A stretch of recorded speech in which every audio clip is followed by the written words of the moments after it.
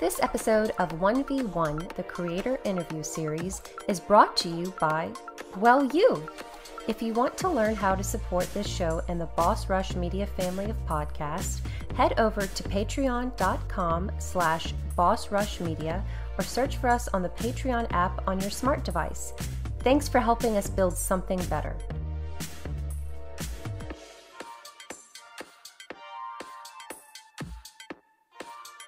Hello everyone and welcome to 1v1 with Boss Rush Media. I'm your host, Celeste Roberts. Today I have the pleasure of interviewing Caleb J. Ross and Travis Terry, hosts of the podcast Tales of the Lesser Medium. And this is verbatim from their website. I'm not making this up. I'm not that smart. It's a storytelling podcast where the stories are already written but rarely told. It's comedy at heart and all for fun. And we were actually having a lot of fun before we hit record. I think we could have gone on even longer, but I was like, no, I signed a contract. I have only a little bit of time with you two. I can't pay anymore. We do enforce contracts with everyone we talk to, even not recorded. It's really weird that we have that rule, but we do. We have tons of lawyers because of our content, so we know our way around rules and contracts. But no, we appreciate you having us. This is a lot of fun. Looking forward to it. I thank you so much for making time. I know that with podcasting and time zones and life and all that other fun stuff, it can be difficult to round people up. I actually reached out to you two a few weeks ago and I said, hey, I would love to interview you and I would love to talk about things. And Travis said, I just want to be interviewed by myself. I'm more interesting by myself. And then Caleb said, yeah, but they eventually agreed to be interviewed together. It's like, do you really want Caleb? Are you trying to be nice? Because he doesn't have access to this account, so he can't read this conversation. Like, if you just want to talk to me, we can arrange that. Okay, but now my audio's going, guys. Okay, you guys can start. Oh, okay, good. Yeah, hey, okay. Caleb, we were just not talking about you, man. How you doing? So excited. Oh, yeah. Glad to have you. Yeah, we're glad you're here. Yeah, I think I assume so. Yeah, that's why I'm smiling. Well, I found out about you two because of our good friend Burger Champ, who I hope is listening to this episode. I really appreciate that. He turned me on to your podcast. He shared the Resident Evil episodes with me. I'm a huge Resident Evil fan. My first one was Resident Evil 2 on the Nintendo 64. And wow. I enjoy listening to people share deeper, more serious topics occasionally. But you two take storytelling to a completely different level, and I fully appreciate it. I never thought I'd hear Barry Burton talking about a toilet in my life. And that's all he talks about. And then it's Earthbound too. That's the other game I really love. Yeah, the choices have been interesting. We don't want to.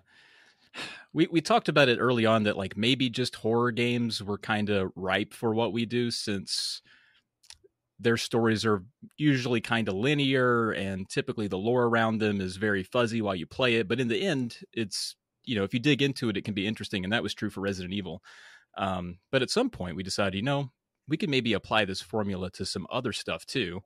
And Earthbound was kind of, I think, a bit of a challenge for us, since it's an RPG and not really a linear told story. It's a longer game. It kind of already makes fun of itself. So what can we do? So, I'm glad that you ended up liking both of those, because I think those are on opposite ends of the spectrum of what we have covered.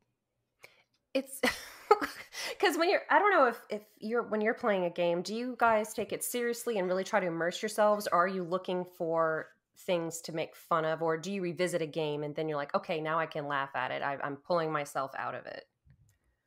I think so far it's been every game that we've done has been a game that we played earlier in life. So we're kind of looking back and thinking, what were some of the weird games from our youth, or from growing up at least? And that's where it's been primarily, maybe exclusively so far, right? It's been, your Resident Evil, your Tomb Raider series was one of my favorite series. We did Uncharted. We did Gears of War, Earthbound. And all these kind of things where we just kind of, because I don't know if Travis, if you, well, I'm saying this delicately, but you absolutely did not say exactly what the podcast was about. But we kind of just tell the stories of of these video games, the narratives of these video games, not the development stories or histories or that kind of stuff, the actual in-screen gameplay type stories. We just kind of tell you what's happening in the game as the game intends to present it, but then we just poke holes in it throughout the entire telling of it, and we comment on how absurd everything is. It's stuff that I think a lot of probably like video kind of YouTubers do in like review form a lot, where they play a game and they make fun of it and it's really great. This is sort of taking that idea into a long form kind of narrative and just making it a little bit more complete, if we can say it that way, I think.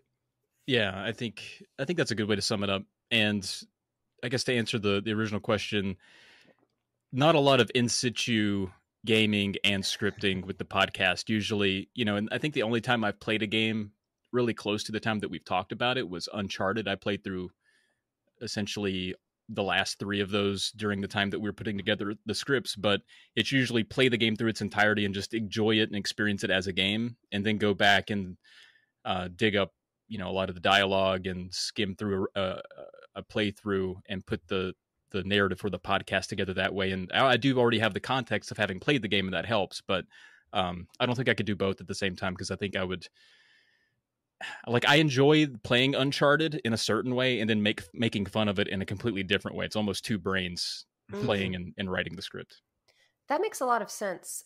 I've been part of a podcast, Talk the Walk, which I think it was Caleb or Travis listened to it. Yeah, I definitely listened to that. Yeah. Oh, thank you. Yeah, I'm taking a little hiatus from it. I just don't have time. I'm also part of another Zelda podcast, and I do these 1v1 interviews, and unfortunately I have to work and do all these other things to sustain life, but I noticed if it was a game that I was playing for that specific month to talk about in a book club format, you're playing it very differently. You're really trying to pay attention. It doesn't feel as organic and as natural. Mm-hmm. Yeah, and I think one of the ways that we've, other than just having some distance between us and the game, one of the things that's ended up working out pretty well for us in terms of the process, which I don't think was intentional at first, but generally speaking, the person who there's one person who kind of writes out the narrative itself, the script of the narrative itself. The vast majority of those, I believe, have been you, Travis. They definitely have been you, Travis. And so whenever he's done with kind of a script, he's like, okay, have at it, Caleb. Add jokes to it if you want, add whatever you kind of want, insert little areas where like you might have something you want to talk about, or where we might want to improv a skit or something like that. And I consciously don't watch any play the game or watch any footage of the game or anything when I'm going through that process, because I kind of want to be able to make fun of what's specifically on paper and what specifically the reader's going to hear or listener's going to hear. And sometimes that results in me kind of making fun of maybe the way it's written rather than the narrative itself, which you wouldn't really get if I was also watching the footage and making jokes just off of the footage. So I kind of approach it almost from a listener standpoint, in addition to me being the person who has to read it out loud and stuff like that. Yeah, that's a good point too, because the script has to stand on its own. So you definitely want to critique that in isolation before taking in the other context of the game. So that's a good point. Yeah. Have you ever, I don't think so, but have you ever covered a game where only one of you has played it and the other one goes in, looks at the script that you wrote and just tries to guess what the heck is going on in the game? Yeah. Yeah, I like for some of the series that we've done, like for Half-Life, I've only played Half-Life 2, but we covered all 4 games, and Caleb wrote that script, so I leaned on his script to understand almost all of it, and then watch snippets of the video just to kind of understand how characters talk to each other for when we did skits or made fun of characters and that kind of thing. And that's still a game I want to play. Like, we've completely already spoiled it, and I think we kind of determined that the story was kind of like not great, but I still want to go back and play it, mainly because of the episode that we did. So yeah, I think that happens quite a bit. I love that we are always able to lean on the fact, we could say a story is not great in a game, even if the vast majority of gamers think maybe a story is great. We can lean on it and say it's not great because we are specifically butchering it on purpose. Like, so it's kind of almost hard for us to think fondly of these things after we just shred them. That's true. But also we're like intently studying the story in ways that they probably didn't. Yeah. And so if you actually sit down and think about some of the motivations for your character, maybe it's not, maybe in video game terms, the smoke and mirrors make it an okay thing. But if we really sit down and think about it, we're like, yeah, I don't know why he did that. Actually, it would have been a lot easier to do this other thing completely. Yeah. It's kind of like when you're too close to something, too close to a project, you need to step away or have someone who, second pair of eyes, like that term paper you've been working on for 5 months. And I think the Earthbound one, look, the Resident Evil ones were hilarious, but I think Earthbound was probably my favorite one because like the things you're pointing out, like, oh, look, my sister has a broken baseball bat in a gift box in her bedroom. And when you're... That's a good example of that. Like, why, wait a minute. I never thought about this when I was playing this, but why does she have this? Who is she going to give that to? And if you think about it, I mean, obviously these games are game development by its nature is gameplay first. And generally speaking, even with RPGs, I would argue story is largely secondary. And so if you think about it from like a gameplay perspective, a mechanics perspective, it makes sense that the first weapon you get has to be bad. So she has a broken baseball bat. Now, like, why? Like, and she's hiding under her bed because she's hiding a present from her brother. I get that. So she's going to give him a broken baseball bat. That seems kind of like a lame gift, but gameplay wise, it kind of has to be that. You don't want to give him a pristine bat at the beginning of the game. So that's true. He's kind of have to deal with it. And he's digging in garbage cans, getting hamburgers. And I don't know about you, but my parents specifically said, do not look in the garbage can for food. Rule number 1, I think. They had to tell me that too. It wasn't just a thing they were going to tell me. Hey, like, seriously, you got to cut that out. So what inspired the idea for the podcast, the name for the podcast? Because you both are very busy, and we're going to get into that. This is not your only project in addition to life. It's true. I guess I'll take that one. So I had the original idea for this, which is what it ended up being, which is kind of crazy because most of my ideas get derailed or die in infancy, but this one was one that actually worked out. And it was inspired by another podcast that I listened to, which it's called Last Podcast on the Left. And it deals with more, I guess, macabre topics, but they put a comedy spin on it to make it palatable. So I like that podcast a lot. I listened to it for a number of years, and I just like the way that stories were told in that way. I felt like it kept my attention even through, boring details of, like the Dahmer party thing. Like, I listened to that podcast about that. That's a pretty exciting story at the end. The write-up, pretty dry. And so listen to that podcast. I got so many details about that I wouldn't have gleaned otherwise because I have a terrible attention span and I have to kind of be engaged through comedy to pay attention to anything. And I was like, that is such a great formula.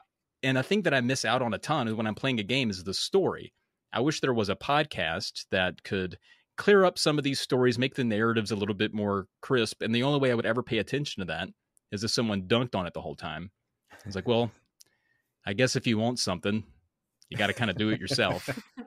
And so I reached out to another friend of mine a little bit before I even knew Caleb to do that podcast. And that was where the name kicked off. We came up with, I think we were like we like the term lesser medium because that in itself is kind of a dunk on video games. So that kind of paints the picture of, where we're coming from. And then just adding the tales to it because it's like, hey, we're kind of reading a story. And then when that person wasn't able to do it, I was like, I know a guy that would be perfect for this. He's well read, well written. He's a funny dude. And that guy wouldn't do it. So I had to get Caleb. I knew where you were walking, Travis, and I was like, I'll let him have it. He had me in the whole time. I was like, who was it? Wow. So what is the most rewarding aspect of this podcast? Is it different from anything else you've done before? But Travis, you're involved in comedy, so this might come kind of naturally to you. I think this podcast is rewarding from a comedy perspective more than other ones that I do. Not to slight any other ones that I do or other co-hosts, but this one goes through a factory of creative, I don't know, like comedy inspirations where it's not only is it intending to 100% lean on comedy, it kind of lives and dies by that. Mm-hmm. And so I think the rewarding thing is that, one, it's been successful and that people do seem to like it. And, you know, being on this podcast is one of those rewarding things where someone listened to it enough to want to ask us questions about it. And I think that's a big thing, because in addition to it sort of, you know, it has mine and Caleb's comedic egos at stake. It is a lot more work than other podcasts too, because where we do sort of improv and riff on things on occasion, scripting those things and making sure that you clear out enough actually people from calling you out on getting something wrong, and making sure that, okay, we left out things that were not important and left in things that made sense in the end and still found a way to make it fun. I think, like, in the end, just being able to publish something that I can look back on and be like, that actually turned out pretty good. I think that's pretty awesome. And that it's very different from anything else that I do in that way. Yeah. And I think, in addition to that, one of the things that I love about it, not only has this allowed me to sort of get to know Travis quite a bit better, and he's been just an amazing person to get to know, and a great friend. But I think that I don't really have a lot of things that I do as a person to like that. Like, a lot of my creative efforts are very much solitary, and this is kind of the one that I have that allows me to sort of interact with people. And I feel like what Travis and I have done, unconsciously or subconsciously, I guess, not unconsciously, we actually are awake when we do this, but subconsciously, maybe what we've done is, I feel like both of us would say that, like, in an alternate universe, we would be right at home, like in a comedy sitcom writer's room, like staying up till midnight, just writing things out. And this is a way for us to almost create our own writing room and do that exact thing. You know, I mean, we have someone drafts this script, other people are saying, are sweetening it up a bit, be like, oh, you should do this or add this here. Here's a cool place for a joke. And it goes back and forth in the document. And there's this sense of aliveness to it that I just don't have with any of my other creative outlets. So I've been really, really, I always look forward to the recording sessions for sure because of that. I agree with that. I think sometimes our scripts, I mean, I think I'm very proud of everything that we've published in podcast form, but the scripts, I can go back and look at sections of those and read it how I had it in my head. And whether or not I landed it when we actually recorded the podcast, I'm like, dang, the script's so good. So funny. So glad we wrote it like that. Like, I almost want to publish them all in the end, but Caleb's like, dude, we've already said it out loud. No one's going to buy it. Yeah. Like, but what if we change like a couple words? We had very brief conversations about that, and they were brief because of my putting the axe on it. Because I thought, like, you know, reading is the thing that people don't want to do. That's why people make audio forms, and that's why people make video forms, so that they can truncate the reading. And I'm speaking as someone who loves books and loves reading, but it is the most work for any piece of enjoyment, really. And I was like, it doesn't make sense. It's already out there in the form it should be, you know. But there's so many pages. That's true. They're just living on. Are scripts, so Caleb can only read 18 size font, so keep that in mind. And so we're looking at like maybe between 30 and 40 pages of size 18 font. Maybe it's 16 font. I don't know. It gets bigger every episode. My guy's getting old, but I got one of my favorite jokes that Travis has ever said. I was going to try to pawn it off as my own, but Travis called me out on that once, and he goes, yeah, you got to make the words bigger, or got to make the words bigger so they fit in there better, or something. You said something and it was great. Anyway, it was funny. It was good. Now I have to dunk on this time, but it was funny the first time he said it. They're easier to read when they're bigger. It's true. It is true. And one of the two of us is the one that reads these things. So it is true.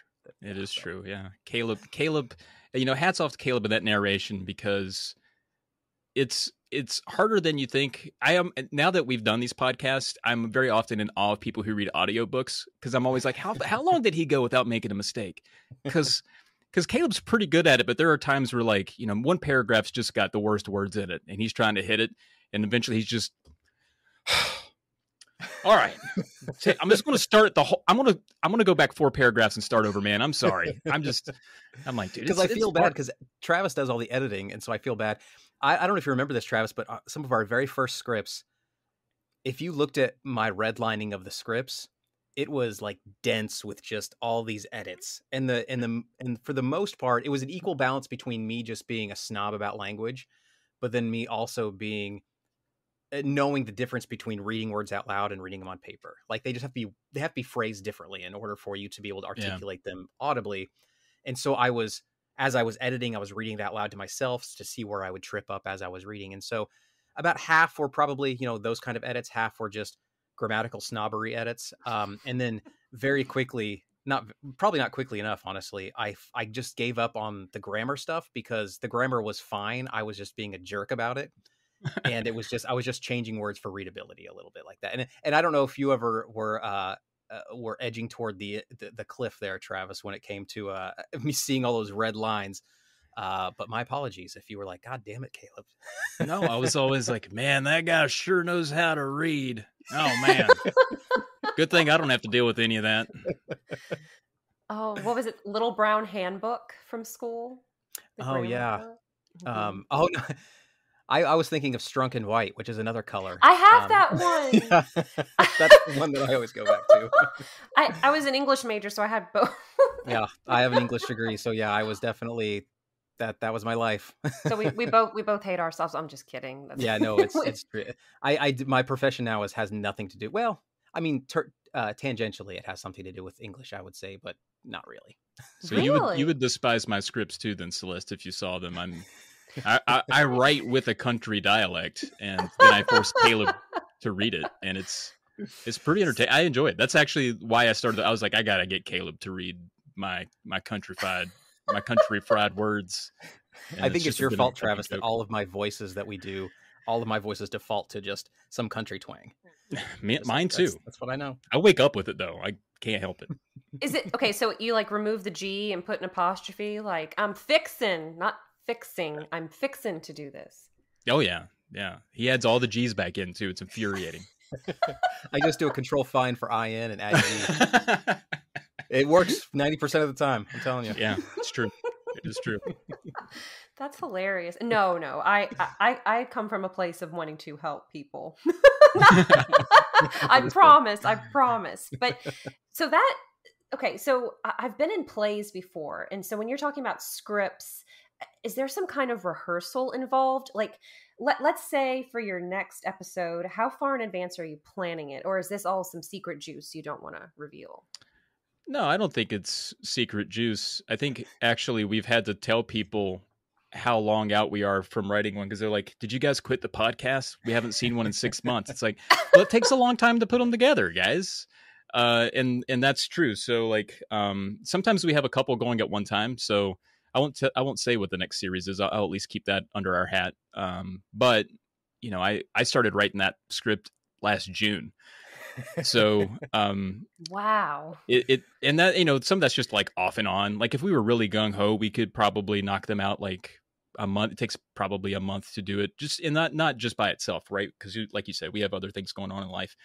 But this is one of my favorite projects, and I hate to leave it dormant for as long as we have to sometimes. So I will like prioritize it, but it does take a long time to get through it, and then we go through the back and forth of trying to make it funny, punching it up, and all of that. And typically we release things, which we might be getting away from because it has taken so long, but typically we release things in series where a game has, and a lot of that's because more narrative-driven games typically have sequels or are trilogies or quadrologies or whatever. And so those are the ones we tend to gravitate toward because they'll have natural cliffhangers and you'll be able to kind of build from one episode to the next and lead your listeners from one to the next. But that takes a really long time to go through that and say, okay, now we're done writing 4 scripts. Now we can release these like a week apart, like we do for a lot of them. Or like with Earthbound, we decided one day, like, it'd be great if we just released an episode. So let's just do Earthbound. And it took like a month to get that one going. So we might lean on doing one-offs a little more, and that will speed us up and then keep some of the longer ones in the background. Yeah. And in terms of rehearsals and things like that, that doesn't really happen. The only rehearsal is really us just reading it to ourselves as we're punching it up and that sort of thing. Because a lot of the reading it live, like, I don't know. I don't know if this is a generous percentage or not. Keep me honest, Travis, but I would say maybe like 15%, maybe 10% or so of what you hear is not scripted at all. And then probably the remaining 90% is, well, I would say probably like maybe the remaining like maybe 50% of that is like verbatim. And then there's like a portion where we're taking what is there, but just kind of ad-libbing as we go. So it's kind of just making it live like that, and having the freedom to be able to just riff on something if we need to, is really, really beneficial, and I think helps out. It has its negatives. Often what will happen, and I'm sure Travis hates this, is I will start to riff on something and then realize that Travis had already written the joke that I was going to make. And then I have to stop and like, dang it, Travis, you already had the joke there. Crap. Because I think I'm coming up with something brilliant. I'm like, nah, Travis already said that. Well, and a lot of that's because we think the same way. I'm like, oh, and then he's want to go here with it. Let me go ahead and write that out. And then it was just worded differently. So there's like a weird handoff. But yeah, there's the only, I think, if you want to call it a rehearsal that we do, is right before we're getting ready to record, because we don't talk face to face until it's recording day. And then, we log on and we give our, how's the weather going over there in Kansas City? Great. That's awesome, man. Over here, it's the same as it. Okay, great. What voice were you thinking about for this guy? And then I'll do it. And he'll be like, oh, nice. What do you think about my voice for this guy? I'm like, sounds like the same one you do for all your guys. That sounds perfect. Keep that up. And then we hit record. So if it's not broken, don't fix it. All my voices devolve into the exact same voice every time. But it's good. It's good. I like it. So I think our system works pretty well too, because it's turned out well, and we've not put like more effort into it than I think was necessary. It kind of feels like we put a lot of front, effort into the script and all that stuff, and then we just show up and do it. Mm-hmm. And there's never been a time where I'm like, I don't know, I think we should do it over, man. I think one time we had to because the audio was bad. One of our microphones was messed up. But like most of the time, it's like, dang, I'm so like, that felt great. It almost feels like a live show because of we're riffing and pulling off the jokes, going off scripts occasionally. Like it's really fun to do. If you're doing it because you love it, that's probably a reward in and of itself, right? I mean, there are so many things we have to do in life that projects like this, if you're not enjoying it, what's the point? Yeah. Caleb, you are enjoying it, right? Yeah, right? What am I supposed to say? Should I say yes? Yeah, please. Yes. Oh, thank God. Oh. This is where we find out how they really feel. It's like what was that? Oh my gosh, I can't even think of those daytime talk show host. I can't even think of their names. But like Sally. Oh, Sally Jesse. Yeah. One of those? Like old ones? Yeah, like where you walk into the stage and you're like, Travis, I really have to tell you something. Yeah. Oh, yeah. I've been despising this project since we started it, but I felt really bad for you. And I know, man. My biggest fear was being invited to somewhere and then walking out into a room and just Donahue waiting on me. Like, oh no. What is happening? I kind of feel like, though, I've often thought about this, if that happened to me. And I think there's no better way to determine who the people are that you no longer want to be around. If someone invited me on that show to tell me they hate me, I now know that that's the person I should not be around. Good. The trash took itself out. Me. Thank you. Trash is gone. Yeah. It did the job. I love the approach to the podcast format and the storytelling format, because now that you've kind of helped me realize, okay, you don't have to take games quite as seriously. Yes, you can immerse yourself. Now, as I play games, I'm trying to think of the illogical aspects of them. Okay, so I'm a big Zelda fan, and just imagine, I don't know, this guy in a green outfit walks into your shop, opens this treasure chest, and suddenly there's this jar or item floating above his head, and this jingle plays, and the item is spinning. Just try to picture that actually happening. Right. That's bizarre. That's absurd. Then he smashes a pot and walks out. Yeah. Nobody says anything in the game. I want to see the camera stay in that room while people have to sweep up all those shards. I think he stole our bomb that we keep in that pot. Gosh, dang it. I really hope you're covering the Zelda series at some point. That's one of your favorites, Travis, isn't it? It is, yeah. That's what we've kind of talked about, and I think maybe before Earthbound, we were like, maybe it's too ridiculous. Like, we would spend so much time being pedantic about things like that, we would never get to the narrative. We would just spend our time being like, what's up with these chickens? Yeah. But what would happen also, too, like, I don't even know how they link together. Yeah, it's true. What happens if he raises this? Or I don't know. I guess it would depend on the Zelda game. They're all a little bizarre when you think about it, especially some of the characters. What is your favorite Zelda game? I'm very partial to the original since that's the one I cut my teeth on as a small lad. So the OG is all me. And there's really not one I don't like. I'm not like one of those snobby Zelda fans. Although I didn't like Spirit Tracks. I'm happy to announce that to anyone who cares to hear. So you are one of those snobby Zelda fans. But just for that one game, I make one exception. I don't think why are trains involved? So we don't need trains. Because it's called Spirit Tracks. They're contractually obligated for that title. I mean, I get why. Like, well, we got to fit tracks in here somehow. Should we do like track marks, like on skin? Like, no, I don't think that's Nintendo stuff. Yeah, that's not going to fly. Yeah, having to blow on my video game system with my like little bits of saliva getting onto the screen. Who doesn't love that? Least favorite. Yeah, I'd tip over half of my carts and it would just be goo, just like coming out of from spit, like from trying to blow them to get them to work, huh? I think you might have been doing it a little. You might been going too hard. You think? Yeah. Or yours just didn't work like. Well, my mom would wipe my face with spit, and I just equated spit with cleaning, and so that's and love, right? Right, and love, and I love my video games. So, wow. But not your mom. Not your mom. No, God, no, she's awful.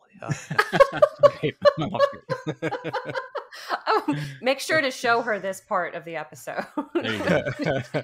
She's I get my sense of humor comes entirely from my mom. So exactly how I'm acting now is how my mom acts, for better and worse, mostly worse. Oh, she should do a podcast, man. She'd be great. She'd be great. Yeah? We should get her on. Does she have a video game she likes? No, probably not. No, I don't think so. Even if it were Pac-Man, we could pull her in. Stuff a lot. She's one of those. Okay, I was gonna say even if it were Pac-Man, we could pull her in and just make up a Pac-Man story and riff on it with her for about 10 minutes and just bonus episode with Caleb's mom. I'm down. She pretend to remember that game. Yeah, that Pac-Man game. I remember that. Oh, that would be hilarious if you had her or a guest who had never played the game that you're discussing and you're telling them the story. Oh, like it's a real story. Mm-hmm. Yeah, gather around. The sound effect of fire crackling in the background. Yes. And you sit around this campfire. That's kind of the vibe we want for the. I mean, I think the logo kind of has that vibe to it too, where it's like we're just sitting around reading you stories. And early on, we used to put like some moody music behind the narrative, but boy, is that an editing hassle. So we stopped doing that, and no one seemed to miss it out loud. No. So we kept not adding it, but that really set the mood. Yeah. Well, what if we were to abbreviate our episodes to like 10 minutes and nobody complained? Then how would you feel, Travis? We released 50 episodes this year. Now they were all 10 minutes, but because we only released 5 last year. Yeah, we just read the Wikipedia. Yeah, nobody seemed to care. It was a little disheartening. Actually. Yeah. Do you remember AngryAlien.com with the little 30-second bunny movies? Does that ring a bell? It doesn't. No. I mean, I remember the heyday of like E-Bombs World and stuff where like little funny movies were a thing, but I don't remember that website in particular. When you were talking about 10-minute long episodes, I guess it was kind of like an E-Bombs World. It's AngryAlien.com, if it even still exists. And they would take movies like The Exorcist and do it in 30 seconds. And little animated bunnies were the characters. That sounds pretty glorious. So the website's still up and all of those things still seem active. So that's a fun discovery. Thank you. I hope you enjoy it. This is okay. So I might be dating myself a little bit, but that's what I watched in like early high school. Seems awesome. I'm actually really surprised that it's still up. The fact that we haven't heard it probably dates us more than it does you, I'm sure. But I love the idea of people taking serious things like that, because I'm not a big horror movie person. I get scared very easily, but I love games like Resident Evil and Eternal Darkness. I think I love the storytelling of them and the lore. So whenever someone can take a comedic spin on it, it's kind of like someone's holding my hand and saying, "It's okay, Celeste. There aren't any monsters under your bed. There's no T-virus. Barry Burton's not going to come looking for a toilet in your house." I mean, have we ever thought about why Barry's everywhere? What's he even doing in there, right? Yeah. He's got to be looking for an extra can, and we've all played the game. The mansion has no plumbing. There's not even a kitchen in that thing. No. There is only one bathroom that I can think of. Yeah. The whole place. But And I wouldn't use it personally. no. Jill threw up in it. That's right. I don't think she flushed it. Jill, But come on. Jill, come on. I don't know. Have I some don't know. respect, Jill. This isn't even your house, Jill. But okay, now you're making me think like, okay, the doors are just miraculously open to this mansion. Yeah. Porch light was on. Makes you think that it was all on purpose. Like they wanted people to straggle into the mansion. You know, they're practically inviting them. There must be some sort of experiments going on. You know, What's going on in the basement? Could there be sharks? We don't know. No, we do know. We figured that out. There were definitely a couple, definitely at least two. Yeah. Now, this next part might involve a little bit of rock, paper, scissors, but in addition to doing Tales of the Lesser Medium, you both are involved in other creative endeavors and projects. So who wants to go first? Who's going to win this round? Caleb goes first. Damn it. I don't think that's how rock, paper, scissors works, but then again, I don't know the rules. So I'll go ahead and go. Yeah, I go in cycles with my creative outlets. And so I'll do things for a few years, then jump onto something else for a few years and jump onto something else for a few years. And those three things that I kind of rotate around are generally like writing, English degree, of course. So writing, I've written several novels. I'm actually in the middle of writing a nonfiction book about my favorite video game of all time, What Remains of Edith Finch. So I'm in the middle of writing that. Love that one. Love it. It's such a good game, and dare I say, such a good book.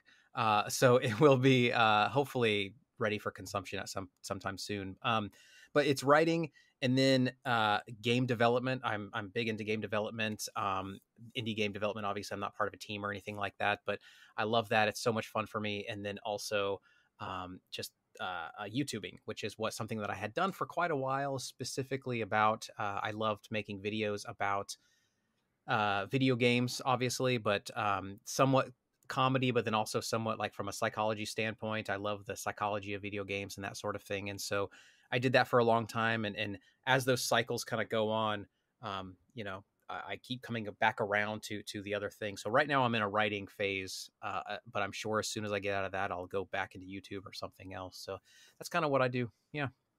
You're not bored. I am not bored at all. No. I'm one of those people. I've talked with other creative people about this, and I feel like it's pretty common, but I do have this weird drive where if I'm not making something, I feel like I'm wasting time. And I don't know, it logically that doesn't make sense, right? Like why can't I just relax? But I also have a very difficult time taking in media without thinking immediately like, how would I do that? How could I do that? How could I change that? So I have actively refused to like watch much TV and many movies because I know my brain and I'll immediately like, I should make a film. And then I would just go on this long thing trying to learn how to do that, doing all this kind of stuff. And I just don't have time for it. So I actively keep away from stuff that I'm also not creating. So in addition to like, developing games, I play games. In addition to writing, I read. In addition to, to like making YouTube, that's mostly the media that I intake. And it satisfies me. It works. So what are some of the names of your books and what are some of the things you've covered on YouTube? Yeah. So my books, probably, so the very first novel I wrote is called Stranger Will. I wrote that pretty soon after college. Pretty dark kind of novel about a guy kind of coming to terms with the prospect of being a father, but he's a professional human remains removal specialist. So he basically cleans up when bodies go awry. He kind of cleans up the mess. And so obviously there's some sort of nihilistic approaches that views that he has on life in terms of like, what does it mean to give birth to something if it's just going to become a mess essentially. And so it was written during a time in my own life when I was dating a woman who would become my wife, but she always wanted kids and I never did. So I feel like that was an extension of me kind of wrestling with that idea. And then I won't go through all of them, I promise. But then I think the novel that's probably the best, I would say, out of all of them is one called I Didn't Mean to Be Kevin. And it's kind of that approach, but flipped on its side. It's about a kid who sort of doesn't feel like they need a parent. And it's also kind of dark and all over the place and really kind of cool. It's probably, like I said, my favorite. It's full of like literary references and stuff. So, and that kind of ties into the theme of the book. The character who doesn't feel like they need a parent is always trying to validate himself as like, I'm worth something despite not having parents. in the same way that me as an author is trying to validate myself as being like, I know all these cool books. Look, here's some references to all of these kind of things. But then I think the coolest book that I've written is one called As a Machine in Parts, because it's only available in paperback because it has a lot of like metatextual type of things. If you've read, I compare it sometimes to in style, but not in quality, to House of Leaves by Mark Z. Danielewski, which is like okay. an incredibly amazing book, much better than my book. But in terms of like metatextual, like kind of themes and stuff like that, is that. So yeah, that's the thing. And then the video game stuff is I get, or the YouTube stuff, I get really like drawn into game from a game developer standpoint. I got really drawn into like usability, which is like basically how well does a game teach you about itself. And so I got really deep into that, making videos about where usability goes wrong and how usability can like be helpful, and rules of usability and that sort of thing, but also taking like a humorous approach, very similar to what we do on Tales, where it's like it's kind of this boring concept, but if you can apply humor to it, it's fun. So I did that a lot. And then otherwise it's just the psychology of things, like what is fanboyism, fanpersonism? Why does it exist? What does it stem from? That sort of a thing, approach to videos is kind of historically what I've done. Yeah. And you develop games. Yeah. And I develop games, very gosh. small games. I don't want anybody to get any thoughts of there being some amazing games out there, but definitely very much like, I loved your Stardew Valley, man. I thought that was incredible. Wasn't that good? Yeah. I took this little thing I put together. No, very small, like fun little experiments and mechanics and things like that. I'm forever intrigued by just simple game mechanics, and I like to take simple game mechanics and just see what I can kind of do with them. So yeah. Wow. So can people play your games? Yeah, on Itch.io, or itch.io is a site where a lot of people, indie developers, will upload their games, and it's actually a little, I guess, life hack. A lot of times games that come out years later start on itch.io. Like Inscription, for example, was a game that came out last year and made a huge splash and everybody loved it, but you could play a version of that on itch.io 4 or 5 years ago. And so you can kind of see the seeds of these games that become really big indie darlings. But yeah, itch.io, the username is Caleb J. Ross. Caleb J. Ross everywhere on the internet, which I'm sure I'll mention again later. But yeah. Are we forgetting anything? I feel like I'm missing another project that you've worked on. If so, it's not as important as Travis telling us about all the cool stuff he does. Oh, you're so modest. You're so modest. Well, I want to brag on Caleb a little more, because I not that he undersold himself, but a lot of his content, whether it be his books or his videos, is a very strong mix of high intellect and comedy. He's very good about that. So even in a lot of his videos, you'll learn something, and you'll also get a taste of a sense of humor. It's not, dry usability, human factors videos. It's actually like, oh, I learned something, and that was I got the punchline too. So thanks. His books are occasionally more bleak, but the humor's in there. So Caleb is strong all the way around. Definitely check him out. He makes for a great co-host. It's good stuff. Yeah, I do way too many things. I don't know where to start. And I do think I'm much like Caleb in that I can't consume anything without wanting to create it as well. And Caleb is kind of I guess an inspiration for a lot of the things I like. I take in a lot of his, or back in the day, his YouTube stuff and his writing, and that kind of got me to want to write, which is where scripting for Tales kind of comes in. I get to exercise that muscle a little bit. And so I think I'm like him in a lot of ways. So I have a YouTube channel for NES games that was inspired heavily by a guy named Snestrunk, who a lot of folks are aware of. He does capsule bite-sized reviews of predominantly Super Nintendo games, but mostly 16-bit era. And I liked what he was doing, and I reached out to him one day and was like, "Hey, man, you think you'll ever dip into the NES stuff? Because it's kind of like my place, and I don't, if you're going to do it, maybe I won't." He's like, "I probably won't." And I was like, "All right, fine. I'll take a stab at it then." And then what I created ended up being so much like his stuff. I was like, "Well, I'll just rip this guy off. That's not great." And so I sent him a message because I didn't really know him that well, and I was like, "Hey, man, I think I just basically made a video of yours with my voice, and I just wanted you to like let me know if that's bad." And he was like, "No, I think it's great." It's very useful. I was like, okay, well, I'll just do this for the next 20 years then, like you're doing it. So I have that going. And then he and I became friends. And so he and I started our own podcast, which marry our two YouTube monikers. So he's SNES Drunk and I'm Ness Friend. My name even is almost like his. And we became Drunk Friend. And so by design, I kind of like, it almost, if you look back at what I did there, it's a little creepy that I basically just like stalked a man on the internet and then became his friend and attached myself to him. There's a Lifetime movie of this somewhere. Or there is. Yeah. Marion Baxter Burney is being chased by a man, but we ended up becoming friends and he's not creeped out by me anymore. So that's great. So, and thanks to him, I think a lot of our other podcasts have been popular. So there's that. So I do a lot of podcasts. So I've already talked about at least two. The one I started with is called Polykill. That one's about beating games. Literally, that's it. We have a lot of games we need to beat, and so we beat them, and we talk about that.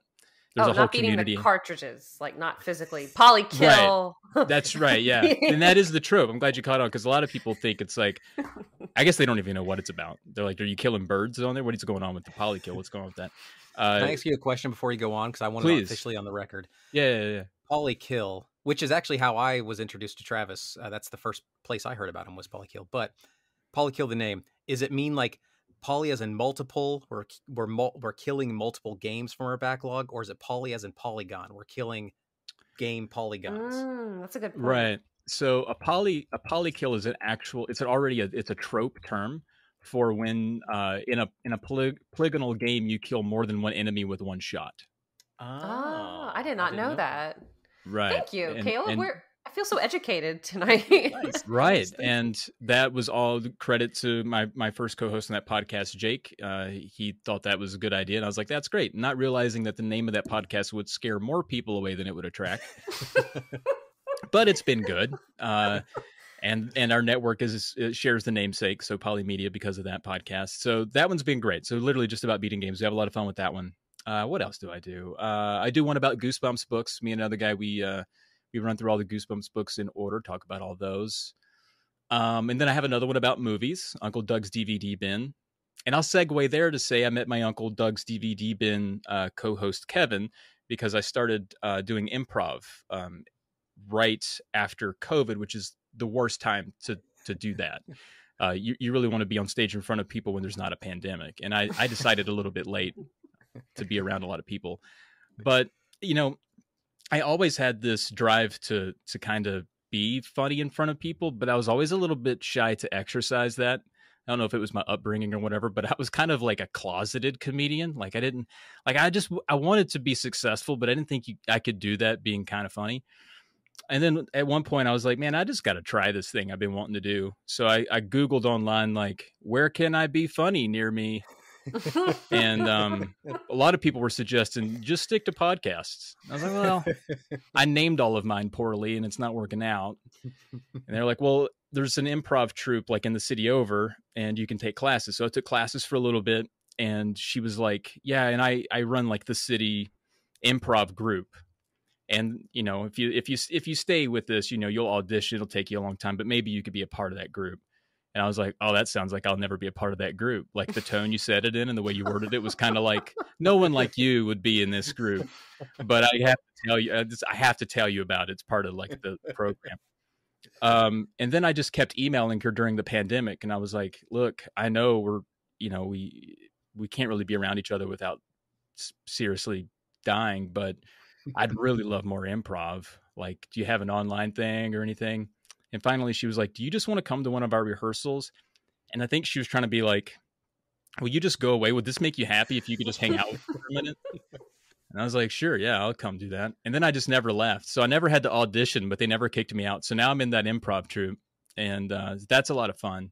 And then through that, I have now dipped a toe into trying stand up, which is my, I guess, premier passion at the moment. So I do a lot of things, but most of it just involves feeding my ego with laughter of other people. So yeah, I think I've covered most of what's important about me. If I forgot anything or anybody out there's like, dude, I do that one thing with you didn't bring up. I'm so sorry, that guy. There's so many things. He just brought up the important things that mean something to him. Yeah, I'm just so unimportant people, shut up. Yeah, I'm already here with Caleb. I mean, what do you want? Yeah. Come on. He's already scraping the bottom of the barrel. Come on. Don't make him feel bad. If you want to be a Patreon producer, head on over to Patreon, patreon.com/BossRushMedia, and find out which tier is right for you. Our Patreon producers at the $5 tier or higher for this month are Adriel Munger, Austin Campbell, Celeste Roberts, Christian S., Sana Dierig, Francisco Santillan, and Rebecca Jewell. Thank you for your continued support. So, are there certain comedians or stand-up comedians in general who inspire you? Oh, yeah. Good question. Caleb, you can answer this too, by the way. I didn't want you to feel excluded. Yeah, Trav loves the guy with the puppets. Come on, no, gross. I know you like Gary Goldman, which is like, why? Who does that? I love Gary Goldman, yeah. I know great. you do. Gary's fine. I like, it's pretty telling of where I'm from, but I do like comedians that are, I don't know if you've ever heard of Nate Bargatze. That sounds really familiar. He's kind of, one of his CDs is named The Tennessee Kid, which should tell you everything you need to know. Like, he's this guy that's sort of trapped in where he's from. I think we can all relate to this, where it's like he didn't really identify with the people around him because maybe they were a bit, slow or rough around the edges or whatever. And a lot of his comedy kind of hits from that angle, which I find extremely relatable. And a lot of his comedy is based on just how dumb he is or thinks he is.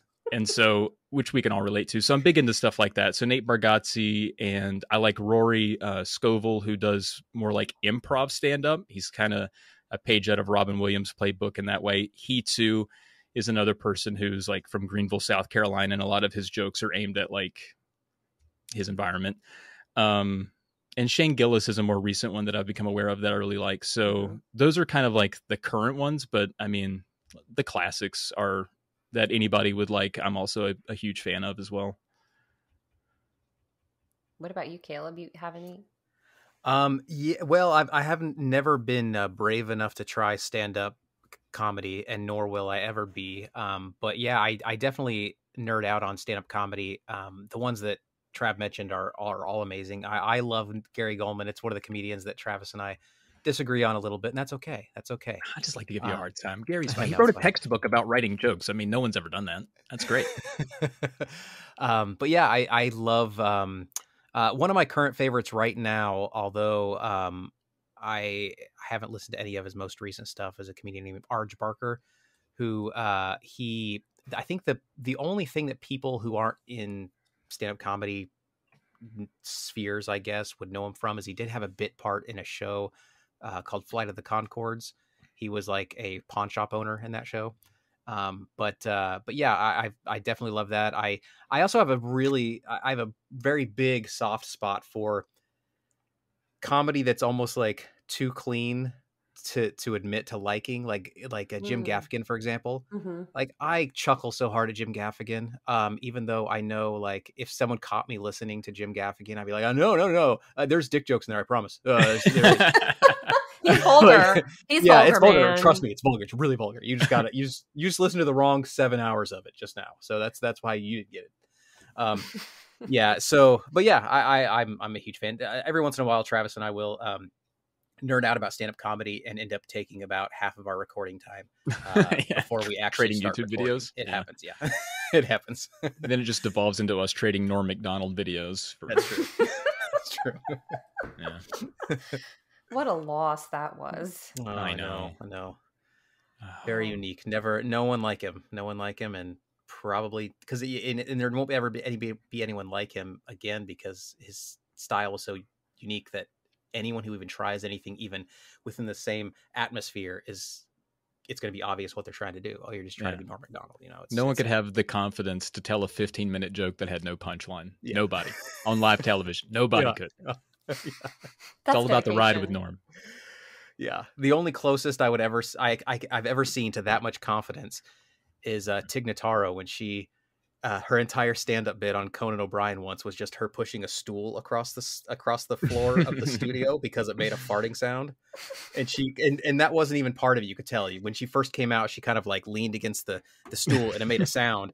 And she's like, oh God, I'm going to do this for the next 5 minutes. And so she just kind of pushes it and looks at the audience, pushes it, looks at the audience. And it was the funniest thing. Like, Yep. It's great. It's a good moment. Do you both enjoy studying the psychology of comedy, or at least, why does this particular comedian appeal to me? Or why does this comedian tend to attract these personalities and types of people? Do you ever think about that? I think Caleb and I have had conversations about that. And like, in some ways it's interesting, but I think there comes a point in those conversations where it's like, part of it's like spoiling the magic. I don't want to know why it makes me laugh. I just want to kind of enjoy it. But even sometimes in joke writing, I'm like, why is that funny? Why is ending on that suddenly so funny? And most of the time it's just the surprise of it is what it boils down to. But see, and I think what we've arrived at in some of these conversations too is that I tend to overanalyze, and I really enjoy that process of like looking into things. I mean, I have probably 3 or 4 books on my shelf that you can't see from here. They're over there on that shelf. Ooh, what a neat that are that are just about that very topic. Like there's one called like the Humor Code, which is literally about that. There's like the history of comedy and like comedy throughout cultures and how it touches on people and stuff like that. And I think I had one too that really kind of spoke to me because it helped frame maybe why things are funny in a very simple way. And then it allows you to sort of like a chef sort of sprinkle different ingredients on top of this foundation. But the foundation was this theory of comedy called the benign violation theory, which is that something is funny if it violates some kind of norm, but also doesn't hurt anybody. And so you can go down to some of the dumbest things, like a coffee mug that looks like a piece of poop or something. Like I get why that's funny. I might laugh out loud. I get why it's funny because it's violating a norm. Why would you drink out of something that looks like feces? That's weird. But it's also not hurting anybody. And so, but then you can sprinkle things on top of that and make it a little bit better. And I have yet to really find a good routine, like using Norm Macdonald as the example. I mean, that is what he's doing, right? Like, why would you go on stage in front of people who expect you to be funny and be not funny? Like that becomes the joke, is that he's not supposed to be funny and it's not hurting anyone. People are having fun out there, So in subverting expectations is sort of a subset of that, because that's really all you're kind of doing in that. So I actually personally just love thinking about those types of things. I love laughing about something and then sort of trying to figure out if there's a universal rule or a domain of knowledge that kind of fits into. Like, I know, like, why are multiple syllable words in sequence funnier than like ending on a single syllable word in certain cases? Like, I'll hear someone do a stand-up routine and I'll kind of imagine what happened if they what if they would have used this word instead of that word. Would it have been as funny?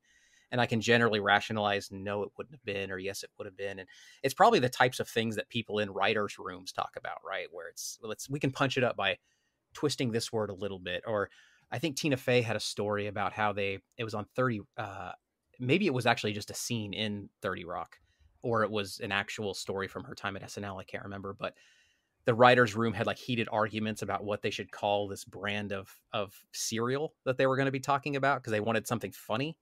And they ended up arriving at something that is objectively funny somehow. Like even if you hear the name of the cereal, you're like, I don't know why that's funny, but it is. It definitely is. And they landed on it, I personally love that kind of stuff. Yeah. I was watching, speaking of SNL, thank you. You triggered this in my mind.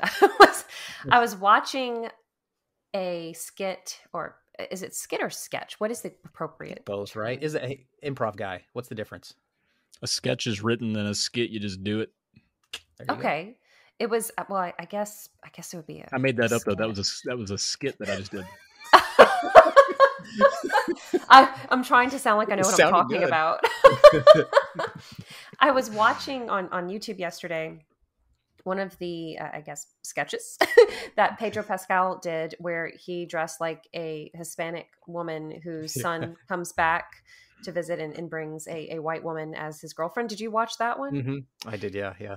And what stuck out to me was the detail. It bears no importance on the plot, but after the mother, Pedro, dumps the vegan burgers, the mother keeps the bag, like folds the brown paper bag and puts it next to the garbage can. Like, oh, I don't want these horrific vegan burgers, but I see the value in this bag for whatever, like a garbage bag or a gift bag or something. That stuck out to me. I thought that was hilarious. And then I was reading the comments and other people were saying that absolutely happens in my household. My mom does the same thing. Yeah. Respect for those details is fantastic.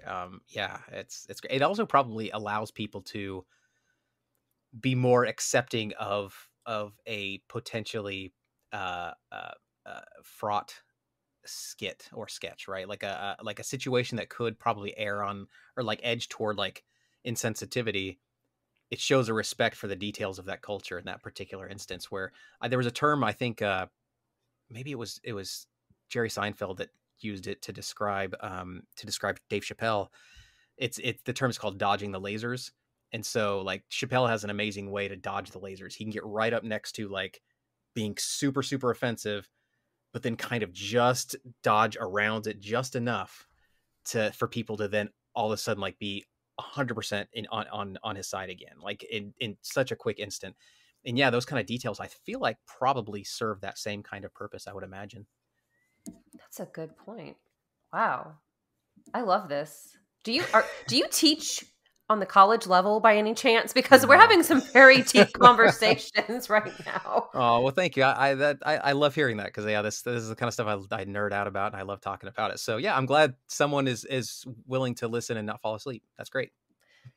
Okay. What'd you guys say? What'd you guys say?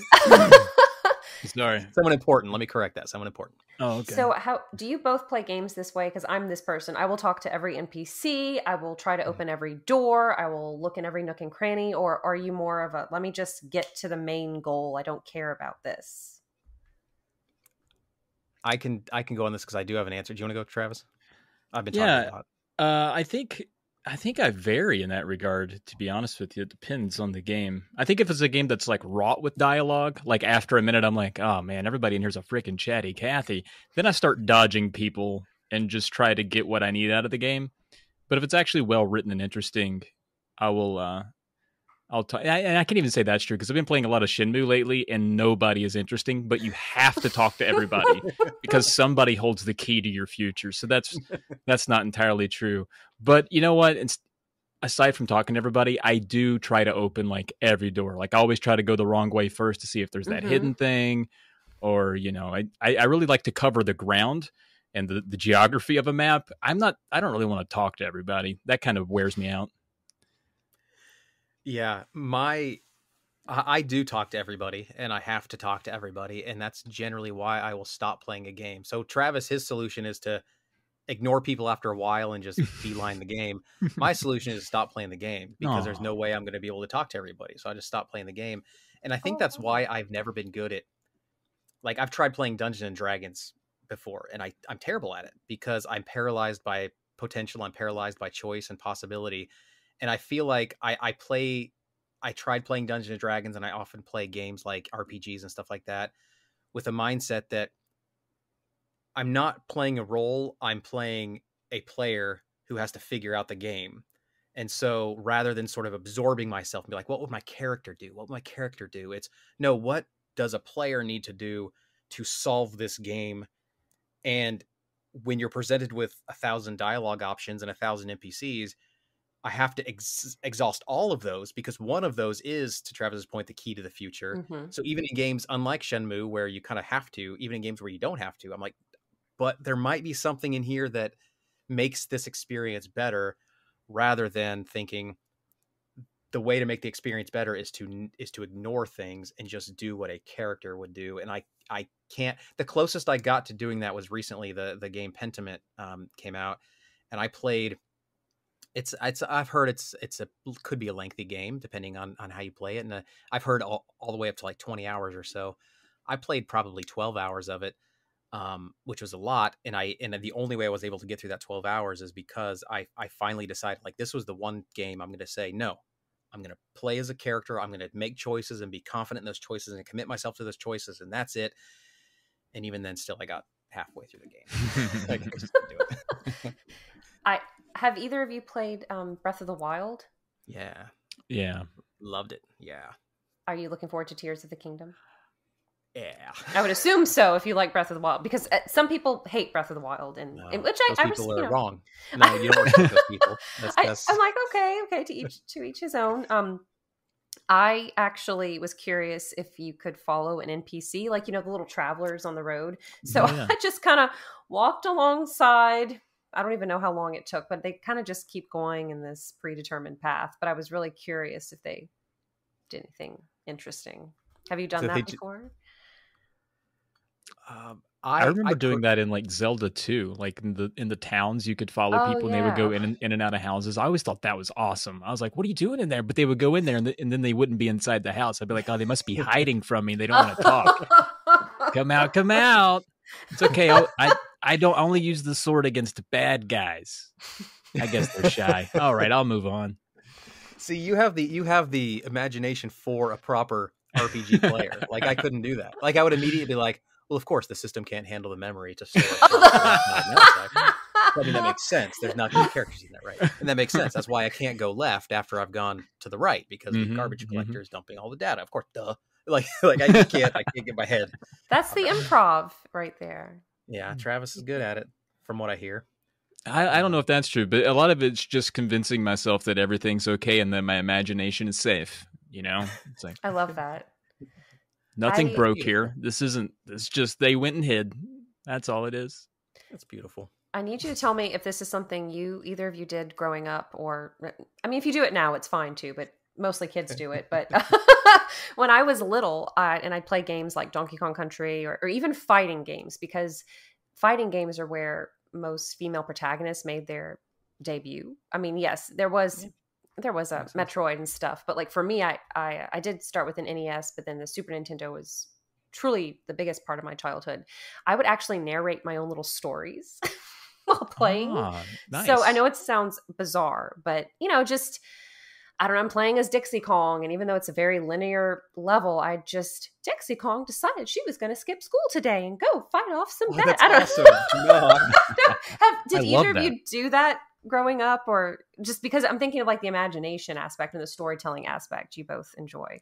I used to do that a lot with sports games and sort of come up with my own kind of reality to those, because I would always put myself in those games and I was about as athletic as a front door. But those can hit hard. Okay. Right. Yeah. They close. They are kind of, I'm going to say maybe the most important part of the house, but those games would, like I could put myself in as a player or whatever. And I don't know. I would really put myself in there and then come up with like all of these scenarios where, in between the games where it's like, all right, yeah, I had a good practice. Like already kind of thinking about like the post-game press conference that wasn't a part of the game. But I'd be like, yeah, we really went out there today. Third quarter was rough. I think I hurt my foot a little bit. I was limping a little bit. That's why we didn't do as hot. But we're going to hit the gym this week. We're going to come out strong next week. We'll be good. Like I used to kind of do stuff like that, really like make it more of a reality about my player and like, because I was in the game. I needed to be asked about it. That's incredible. I've never, to be quite frank, I've never even considered it. And now I'm sad because I wish I would have had a much more lively childhood, probably. But Caleb, you were a ninja for a little bit. You did have rule number one of ninjas is you don't tell people you're a ninja. Well, I'm sorry to spoil that, but you did really think you were a ninja for a hot, like long ninja phase. Oh, I had a ninja phase that lasted way longer than any ninja phase should last. Was it until last week? Close. No, I was like in high school and still like dressing as a ninja, like going out at night and like doing flips through the yard and stuff. I thought you meant like flips. Well, I mean, I pretended I was doing flips. I thought you meant you were like a ninja at school, like everyone else was walking in through the classroom door, and there was like a tile that got slid out, and then you would just kind of lower yourself like Sting into your desk. God, can you imagine? Oh, that would be so great. No, I did. Yeah, it was an obsession for a while, but it was fun. Was it because Ninja Gaiden inspiration? No, it was mostly because of Jean-Claude Van Damme, who never played a ninja. So I don't know why he had such an impact on that. I don't know. I just thought ninjas were great. is weird. That is weird. I never asked you about the origin story, and that was not what I expected. That's probably the origin story. I mean, if it's not the origin story, there's a Venn diagram overlap of like my infatuation with Jean-Claude Van Damme and in martial arts in general that kind of coalesces into maybe a ninja somewhere in there. But yeah, I've never done that. Although you bringing this up and then Travis saying he had fun make 'em ups with sports players, and then it makes me think that like maybe this isn't as uncommon as maybe people would purport it to be, because one of my favorite podcasts is called Waypoint Radio. I think it's part of the Vice Network, I think. Yeah, but I just listened to their Norco interview last week. It's such a good podcast. The people on there they're so educated, they're so articulate, they have ways of phrasing. Like if any person on that podcast wrote a book, like I would be buying that book. Like that's kind of how great they are. But one of the newest people on there, their name is Renata Price. They just recently talked about how there's a game, I can't remember the name of the game, but it's essentially like a Dwarf Fortress kind of game where it's like mostly statistics and mostly like numbers, and there's not really a lot of characterization done in the game itself. They were talking about how they actually kept a journal even today, like as an adult, they keep a journal of the characters day to day to sort of inform like how they approach the game the next day and be like, okay, this person or this character was doing this at this time. And they kind of write this little journal, this little diary about their character. And I'm like, that's further than I would ever think to go. But the idea of that is very intriguing to me. Yeah. That's dedication. Yeah. Oh my gosh. I was just narrating stuff out loud in the living room. My mom would walk in and say, "Who are you talking to?" And my only friend, the video game. Did you by chance go to prom dressed like a ninja? God, that'd be awesome, but no. You should say yeah, but like because nobody saw you. Maybe I did. Like, oh yeah, sure did. I was not confident enough in my ninja love back then. It was definitely a closeted ninja lover. Yeah. I love that. Probably a better way to phrase that, but what is it, like Michael Scott saying, "My name is Little Kid Lover, and I want everybody to know what I'm interested in." Now, this guy was not a ninja, but when I went to a French immersion school for 5 weeks in the summer in 2009 in Nova Scotia, and there was this guy who would wear headphones. I think he had either like a Walkman or something. What music listening device was out in 2009? 2009, you said? Mm-hmm. Probably like an iPod maybe or something? iPod? No, that was probably before. Like that was a Nano? after iPod. A Zune? A Zune. That's probably what it was. Something. He had something. He'd run around the campus listening to music and like reenacting whatever opera or musical he was listening to. So I'm picturing you as a ninja doing that. Man. What music do ninjas listen to, do you think? That's a good question. Is it just like windpipes, or do you think they listen to like heavy like Enya? Yeah. Oh, Enya, yeah. You'd probably be surprised. It'd be like Alan Jackson. You're like, wow, did not see that coming. Chattahoochee, man. Yeah, that would be great. Can you imagine that? Like I think they're just called the Chicks now, but like I knew them as the Dixie Chicks. Like Goodbye Earl, while you're. Oh, there you go. Being a ninja around. I feel like the act of listening to music might compromise the spatial awareness that one needs as a ninja. That's true. It might infringe upon that a little bit. That's thinking like a ninja, which is impressive. You still do maybe it. That's you got it in you, no man. Music. It's just the headphones, no music. People think they can't hear. But that ninja can hear. It's the same move I use on an airplane. As soon as I sit down on an airplane, I put these headphones on. I don't plug them in. This is just a clear signal to say, I don't like talking to strangers. Just don't do it. Like, leave me alone, Wow. That's what this is. I'm a ninja on airplanes. Yet in video games, you want to talk to like everybody, but in real life, not at all. That's because it's a very controlled exchange. There's only a certain number of things those people are going to tell me, I get it. No, I get it. It's impressive. Strangers can tell me anything. I don't want to hear any of it. Well, you're making me wonder if I'm an NPC in someone else's world, because random people, especially at grocery stores, have a tendency to talk to me. Today I went to the grocery store and I went to the Walmart market. Do you have those in your area? Like neighborhood market? I wanted to get my chicken, and this older gentleman said, "Oh, I'm going to have to talk to my bank account before I buy meat anymore." Just unprovoked. I've never met this gentleman in my life. And I said, "Oh, yeah, you're right. Everything's very expensive." And then he said, Next thing you know, they're going to be setting up desks with accountants in front of the meat department. That's a good bit. That guy was working on a bit. That's a pretty good bit. Was. He's like, I got a whole meat economics thing. If you want to hang out for a minute, I got about 4 or 5 more minutes if you don't mind. So I don't know if that happens to either of you, where complete strangers just walk up to you and share their opinion. Did you give him a fetch quest? No, he started going into political conspiracies a little bit, and I just kind of nodded and smiled, and I just thought, can I buy my chicken?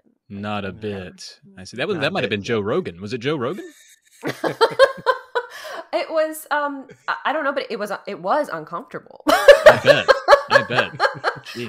I just want to come get my groceries. And then a few weeks ago at the same Walmart, someone was kind of following me down the aisles and finally said, "Excuse me, do I know you from somewhere?" And I didn't even tell him my name, but he kept trying to guess where he might know me. Yeah, from right now, right here. Remember that time? So I need to do what Caleb does and dress like a ninja and put headphones on. There you go. No one wants to talk to that person. And the people who do talk to that person, they're probably pretty cool people. Yeah. You know? That's true. Do random people walk up to either of you and start talking to you at either stores or movie theaters or anything? Not often anymore. I feel like when I was a younger lad, older women would be inclined to like talk to me. Like give me the old sweetie or honey pie or something like that. Now most people, and I don't know, I guess I just give off like 40-year-old dude vibes, but most people just steer pretty clear.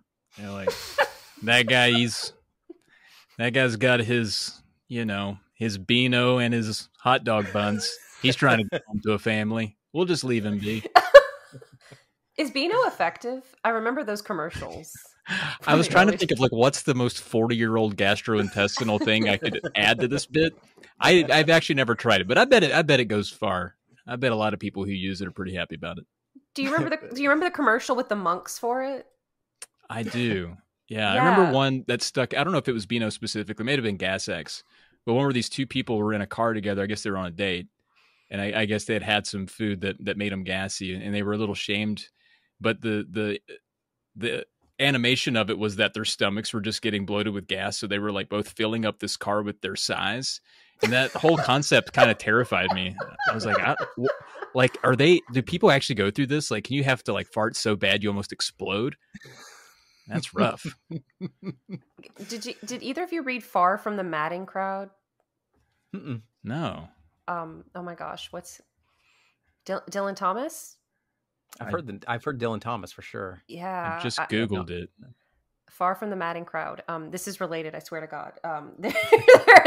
There is a chapter where these sheep eat some type of clover that causes them to become filled with gas, and the shepherd has to find a way to relieve them of their gas. Oh, I see. Thomas Hardy. I'm sorry, Thomas Hardy. It was a Thomas. There was a Thomas. Yeah, you did have a Thomas in there. Fair enough. Yeah. So what was the solution? Don't keep us in suspense. I think he had to like somehow poke them. I mean, this was so long ago when I was in college. I think so.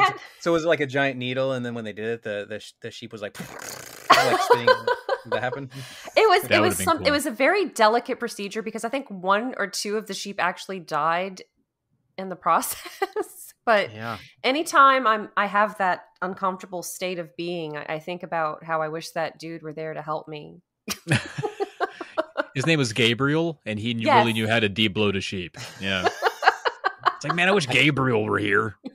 I can say with one of my novels involves like a beef packing plant, and I had to do a lot of research on that. And it is true that cows, because they're fed on like their stomachs can't digest corn, but they're fed on pretty much an all corn diet in order to get them to a certain weight. And so they do have to, like the people have to inject them with, there's a certain type of injection that they have to get that helps them to like, I don't know if it's just to let the gas out or if it helps them to sort of process the corn in such a way that like they don't die. They don't suffocate essentially because their lungs can't breathe because they're so bloated. Oh my God. Yeah, it's one of the many horror stories of beef packing plants for sure. Did you read they just found something else to feed them? It seems like a lot of work just to get the corn through. Yeah, but it's cheap and subsidized. That's the way they have to do it. I actually also read, I don't know if it was during research for that book, but like it's cheaper for farmers to feed pigs candy than it is to feed them corn from which the candy is made. because the corn syrup used in candy is so heavily subsidized that it's actually cheaper just to like buy the processed high fructose corn syrup candy and give that to pigs. Yeah, and that's how they make maple bacon, and is it delicious? It's true. It's all right, pre-caramelized. It's Yep. amazing. That sounds like is it Sinclair Lewis or Upton Sinclair? Oh, it does. It sounds like the jungle thing, right? The jungle, like yeah. Yeah, it does. Man. God, that book is gnarly. Do you want to? It's been a while. I haven't read it since high school, but I remember being gnarly. You ready to go work in a meat packing plant? No, I don't have the stomach for that ever. Like, I no. Yeah, I think about how like my great grandparents used to slaughter chickens, and I'm like, well, I guess I would just die because yeah, I can't do it. I'm glad they did it, so we don't have to. You know, I couldn't even work in a candy packing plant. There's like nothing about work I find exciting at all. I'd rather just podcast. It's so much more fun.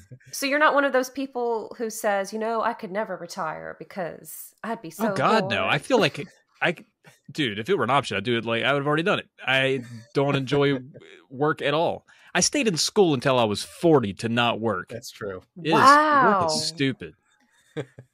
That's what I should have done. I mean, you did still also work. Kinda. I mean, I was like, I can't right now. I'm a student. I'm studying. Leave me alone. I'm trying to be smart. Go away. I'm doing stuff. What Boss, did you get out of my room? I'm studying. Yeah. What did you study? If you don't mind. Usability. Well, everything Caleb made fun of on his YouTube channel. I was. You were the inspiration for me, Trav. Thank you. Yeah, human factors engineering is what I got my degree in. So wow. I know a lot about like dumb design, which is Caleb loves.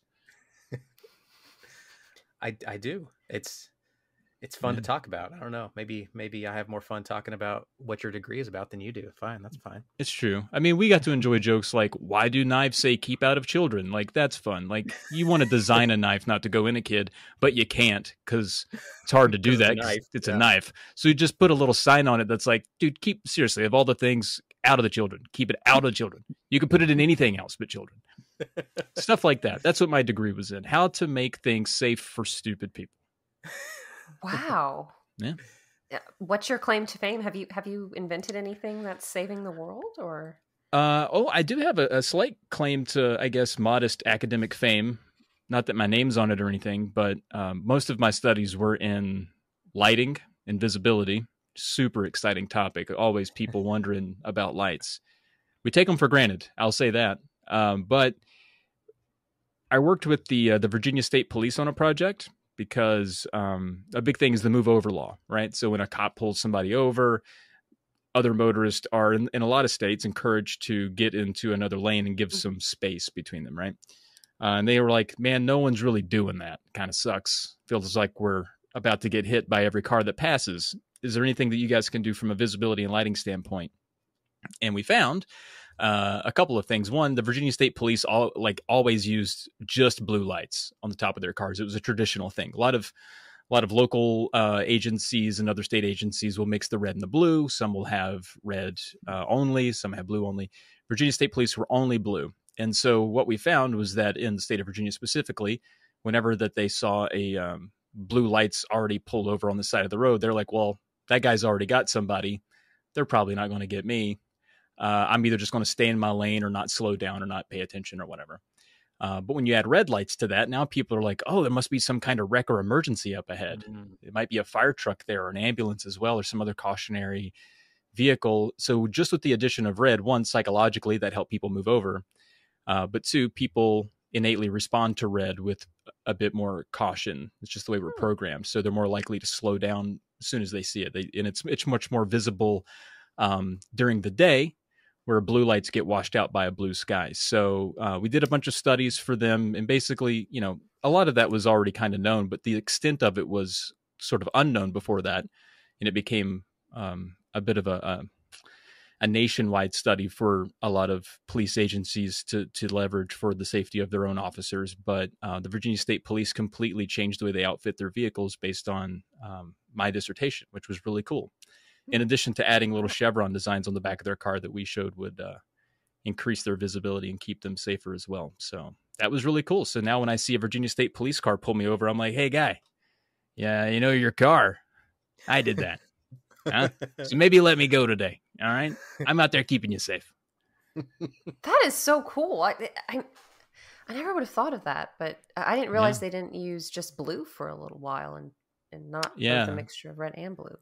Yeah, the Virginia State Police, I mean, a lot of the agencies are very traditional. They're like, we've had just a blue light bar since 1943. It's like, well, maybe it's time to look into changing that a little bit so that you don't die as often. Just color red was invented in 1962. You've had it for a while. So red's been out a bit, but maybe try to work it in there. And a lot of it, too, they were kind of aware of, but I think they really needed the sort of the scientific evidence to force the dollars in that direction, because outfitting a whole new fleet of vehicles isn't like a decision you make on a whim, right? Mm-hmm. But no, it was good. It wasn't just for them, though. I throw them under the bus because they were our partner, but a lot of agencies around the U.S. changed their what we call livery, their visible elements of their vehicles because of that study, which is pretty cool. And how long did it take to work on that? It was a 5-year project, so it took most of my life. I'm only 9 years old. A lot of people don't know that. That is, I think we take a lot for granted in this world. We don't realize how much research and how much work goes into the things we enjoy or just observe. Yeah, a lot of it was field studies too. So we had to pick out all of these areas around the state where we would set up a mock traffic stop where I was actually pulled over during these traffic stops, and we had all of these systems set up along the side of the road that would monitor traffic behavior on the way up. So, it had radars and cameras, and they were concealed enough to where people didn't really know what they were for. So they would drive normally, and then we collected baselines and all of that. So that alone took 2 years because there were so many different factors, because we wanted to try it on different types of roads, different road classes, different areas of the state, because Northern Virginia is a completely different kind of area than where I'm from, the more rural area, different types of drivers, et cetera. So there was a lot of different variables we had to soak up so that we could account for the plethora of driving profiles. It took a really, really long time to learn kind of what we already knew, but no one had ever done that research before. And that's what research is sometimes, is putting numbers around what you already know. I told you so. It's that I told you so moment. I know, which felt good to write, because I've had to do research projects where I was pretty sure it was going to end a certain way and it didn't. And my report was just like, we don't know. But it turns out that science is weird. We're going to have to do more of it to figure out why this is wrong. It's crazy. But that one was a good one, because it was like, told y'all. That was how I wrote the abstract was like, told y'all. I knew it. Y'all will respect my authority. Man, now I want to go pursue a PhD or something. I don't know. No, don't do it. Just do what Caleb did. Just get one on YouTube. It's way better just do it at home. Yeah. He's right. I don't have a witty retort. That's absolutely the best way to do it. Way better. Well, are there any other projects that you have in the hopper right now? Any future plans? You're already doing so much. I don't know if you're adding anything else to your plate. Caleb is working on that book. I've been scolded by everyone I know and my wife to never say yes to anyone else until I run it past her first. I have really bad yes man syndrome, where I'm just a buddy away from taking on something completely different. So I'm going to keep doing what I'm doing. Hopefully keep all of those balls afloat. I think that's it. And really focus on Tales. I think last year we released only 5 episodes, and I want to do more Tales in this year. You've rejuvenated us, Celeste. I like that we're getting a little bit of attention, so I'm ready to go. That's the currency you deal in, is just if you give Trav a couple of compliments, boy, that'll set him going for years. Yeah, I'll start all kinds of Google Sheets with you, and we'll plan something. So I should check my email in my inbox. And I've had some ideas for you. I'm like, man, I bet she'd be good on a show that, I can't, I won't. Can't do it. We do have, in the Discord, always have just tons of other podcast ideas that people will throw out there and be like, wouldn't that be, this sounds like a great podcast. And there's a certain type of person that will then jump in and be like, I'll do a prototype episode of that. I'll see how that goes, throw it out there or whatever. And it became so common for these ideas that sound really cool, but no one really wanted to take it on, that I had this completely separate idea called a podcast called Podcast Island, where every episode is the first episode. And so every episode of the podcast is like the first episode of just some weird podcast. And it would allow us to get super like granular. Like, wouldn't that be great if there's a podcast? Like, you know how like milk cartons, like the way they're folded maximizes the efficiency for the way that like the die press can cut them, right? Like, wouldn't that be cool if there's a whole podcast about milk cartons? Like, that would be cool. What would be more realistic is maybe one podcast episode about that, but just you pretend it's the first episode every time. So the alternative to that would be pretending every episode was like the middle of the season, so that you just start talking about this thing as though there's this entire history of like people already get it, and then you just start talking about like milk cartons or whatever. Yeah. And I love the idea that we had like doing a podcast about the show 24, but like starting somewhere like at 15, like and do Podcast Island and just pretend we've gotten that far. I thought that was a good idea. So yeah, the short answer is, based on that response, you should probably hope that we don't do anything else. Actually, out. Now all of our ideas are just meta bad ideas. Yeah, it's true. I want to know if you ever come and perform comedy in my area, because I would love to see that. I don't know if you're traveling yet, Travis. Oh no, most of what we do takes place within like a 50-mile radius of sad Roanoke, Virginia. But that's where the stand-up thing is literally less than a month old, and I have a show tomorrow that will be my second time on stage, so I'm not traveling far for that either. However, it is good practice. Like anytime you visit a new city or space, try to get like an open mic, because if you can make strangers laugh in one place, it stands to reason you could do it in another place. So if I ever do make it that way, I'd be happy to make a fool of myself at your local venue of choice. But there's actually a local distillery that every third Friday of the month they have open mic night and stand-up comedy. There you go. All right. Well, if I'm ever down that way, which again, my daughter really likes The Princess and the Frog and thinks New Orleans is a magical place, so we could convince her it is. We could head down that way, and maybe I could hit up this. Did you say distillery or brewery? A distillery. Yeah. Either way, I'll hop in there.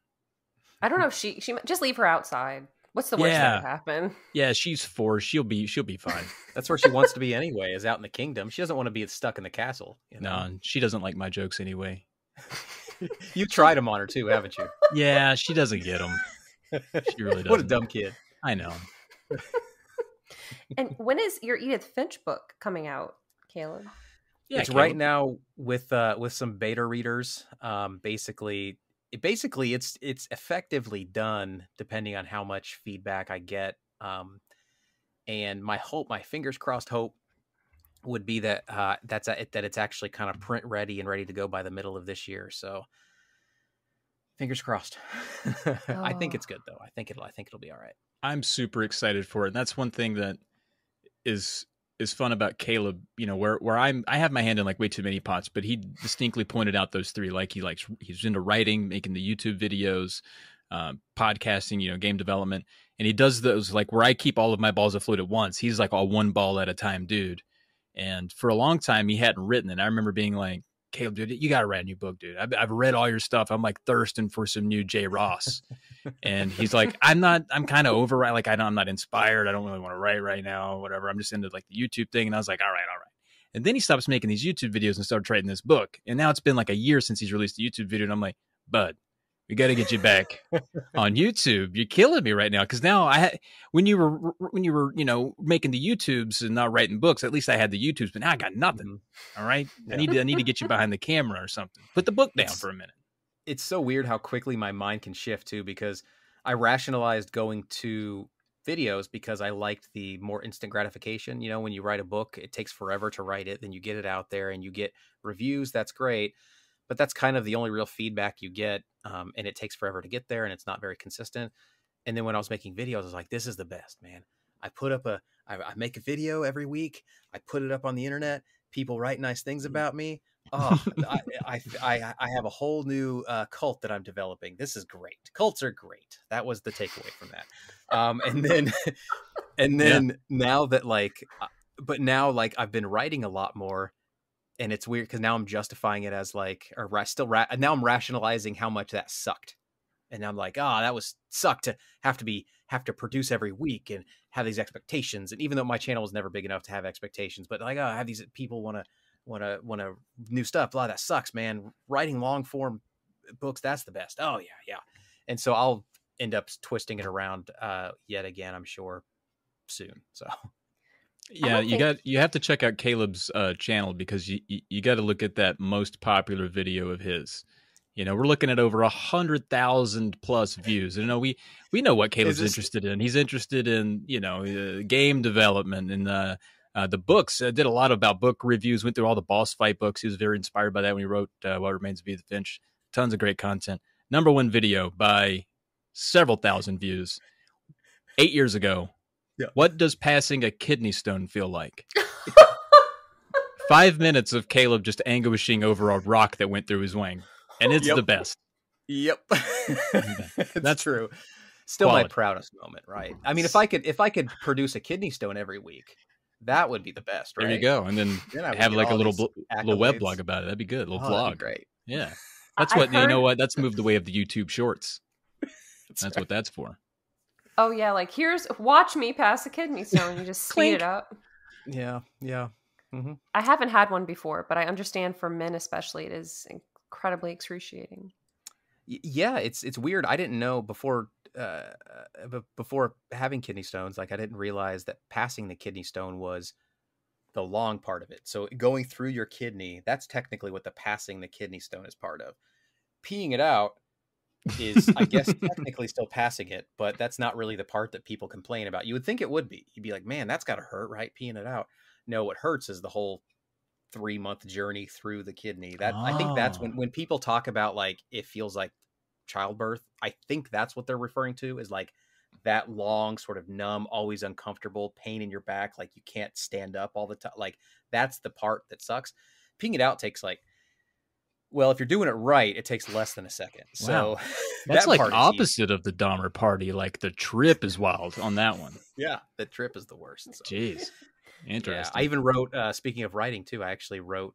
Or I created a video specifically about like not passing a kidney stone, but about how Fallout 4, the game, kind of taught me that I need to drink more water, and that would have prevented the kidney stone to begin with. And so I had this idea of like having a series of like videos, or even a series of like a standalone like mini series podcast that was like about how like video games saved my life. And in one of them would be like, and these would be like actual true stories, true like things. And one of them would be like how it was Fallout 4 that made me realize like drinking water is good. And as stupid as that sounds, I remember playing Fallout 4 on survival mode, and you have a thirst meter. It was the first game I'd played with a thirst meter, and your thirst meter, every time you'd wake up in the morning, you would have decreased thirst, and you'd have to get something to drink. It'd have to be one of like the first things you do in the game.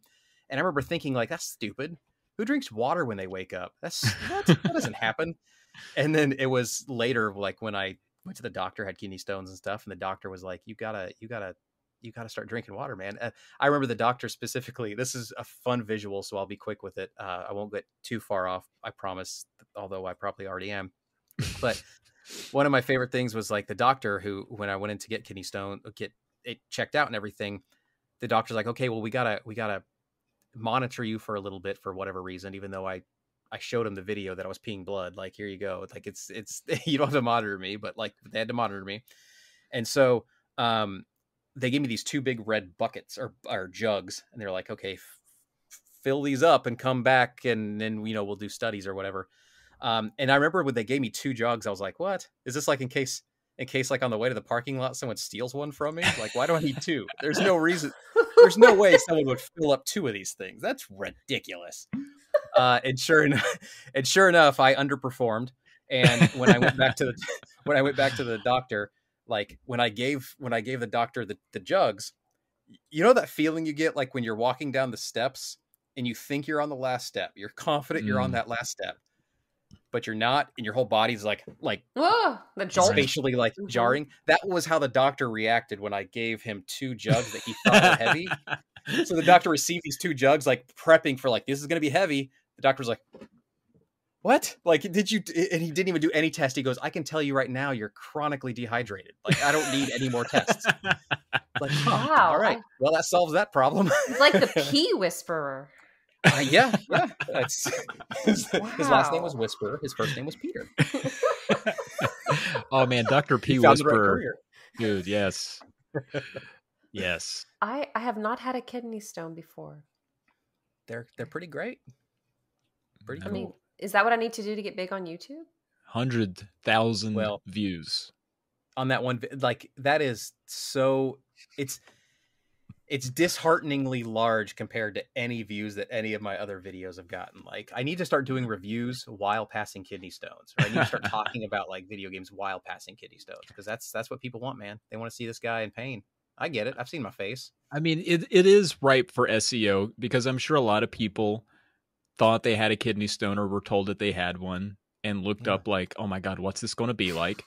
And your video is, what does passing a kidney stone feel like? And I'm sure a lot of people watched that and probably either chuckled, gained some enlightenment, or swore you off forever from that. But either way, I think that's essentially what happened. Yeah, not as many people search, what does the game Dishonored feel like? Yeah. There's just not as many. It's not as many. No. Yeah.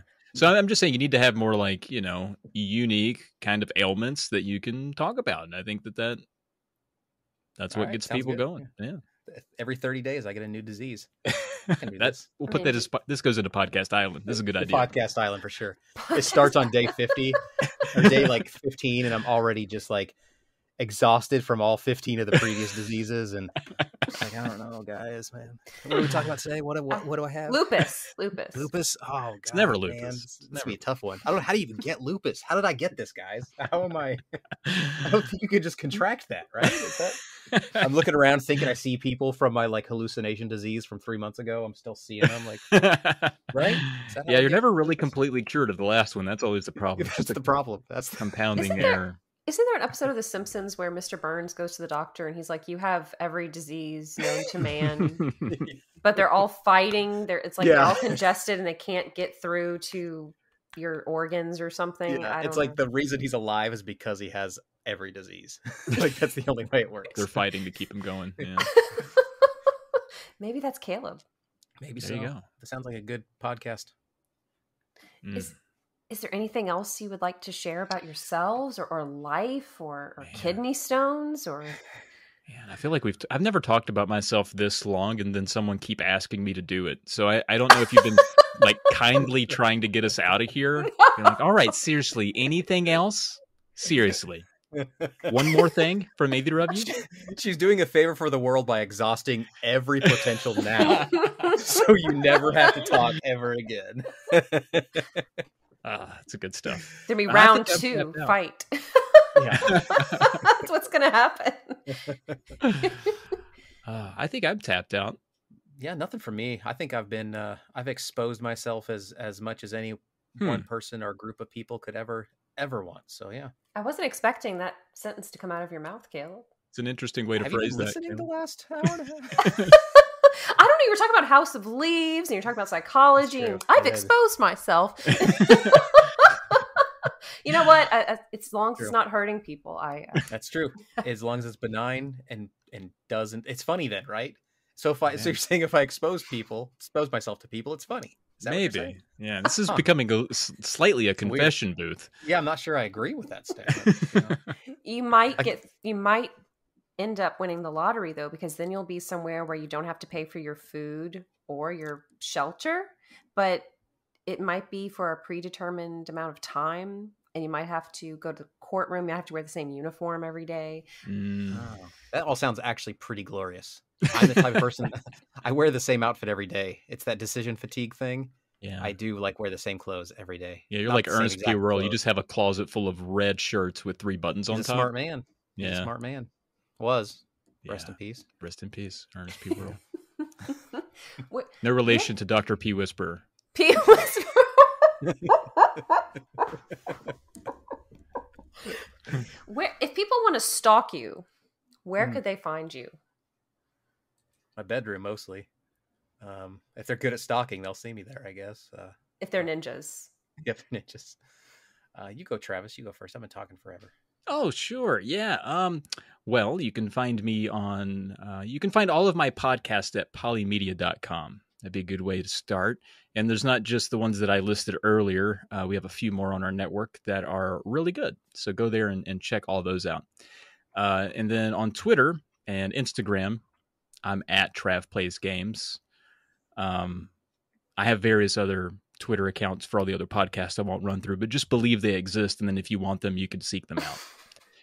I think those are the main ways I can be stalked from a safe distance. Quick correction: it's Polymedia Network.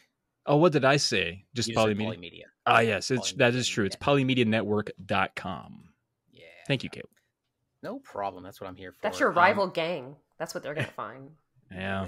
Right now. It's this rival game called "This Site Can't Be Reached." Those bastards. I hate that gang. Wait, that site can't be reached? Because I tried to get polymedia.com and it said it was freaking taken. Oh, Maybe I son spelled of it a... wrong. Now I'm going to go buy that. I was like, Polymedia Network's way too long. Those Polymedia Someone folks could need still to own give it it and up. just not. Someone could still own it, just not have it parked, and it could just be not Okay. resolving right All now. right. But they could still own it, you know. So I'm coming after you, whoever you are. I can be found mostly on Twitter right now. Caleb J Ross, Twitter.com. Caleb J Ross. It's Caleb J Ross anywhere. So if you find a Caleb J Ross out there, that's probably me. Except on Facebook, I'm not on Facebook. So those are all fakes. Caleb I Fake don't know. Rosses. I don't have a Facebook anymore either. Yeah, it was Yeah. freeing to get rid of it. I was happy. I was one less place for strangers to bother me. You It's know, a great way. Or relatives I don't like. It's mainly Yeah, the exactly. relatives, right? On Yeah. Facebook. They try to find you and then they want to talk to you. No thanks. gross. Mm-mm. Mm-mm. Thank you. If you want to both. talk to me, send me a text message so I can ignore it at least. Come on. Yes. Make sure you have read receipt turned off, though. Oh, Dang, yes. that's a good idea. Yeah, that's good. I hope I do. I did Mhm. find out once though that my mom had been messaging someone named Caleb Ross on Facebook for like a year and a half. No, she before. wasn't. No. Yeah. I don't think they ever responded. I think they basically probably blocked her. Like, I don't know who this person is.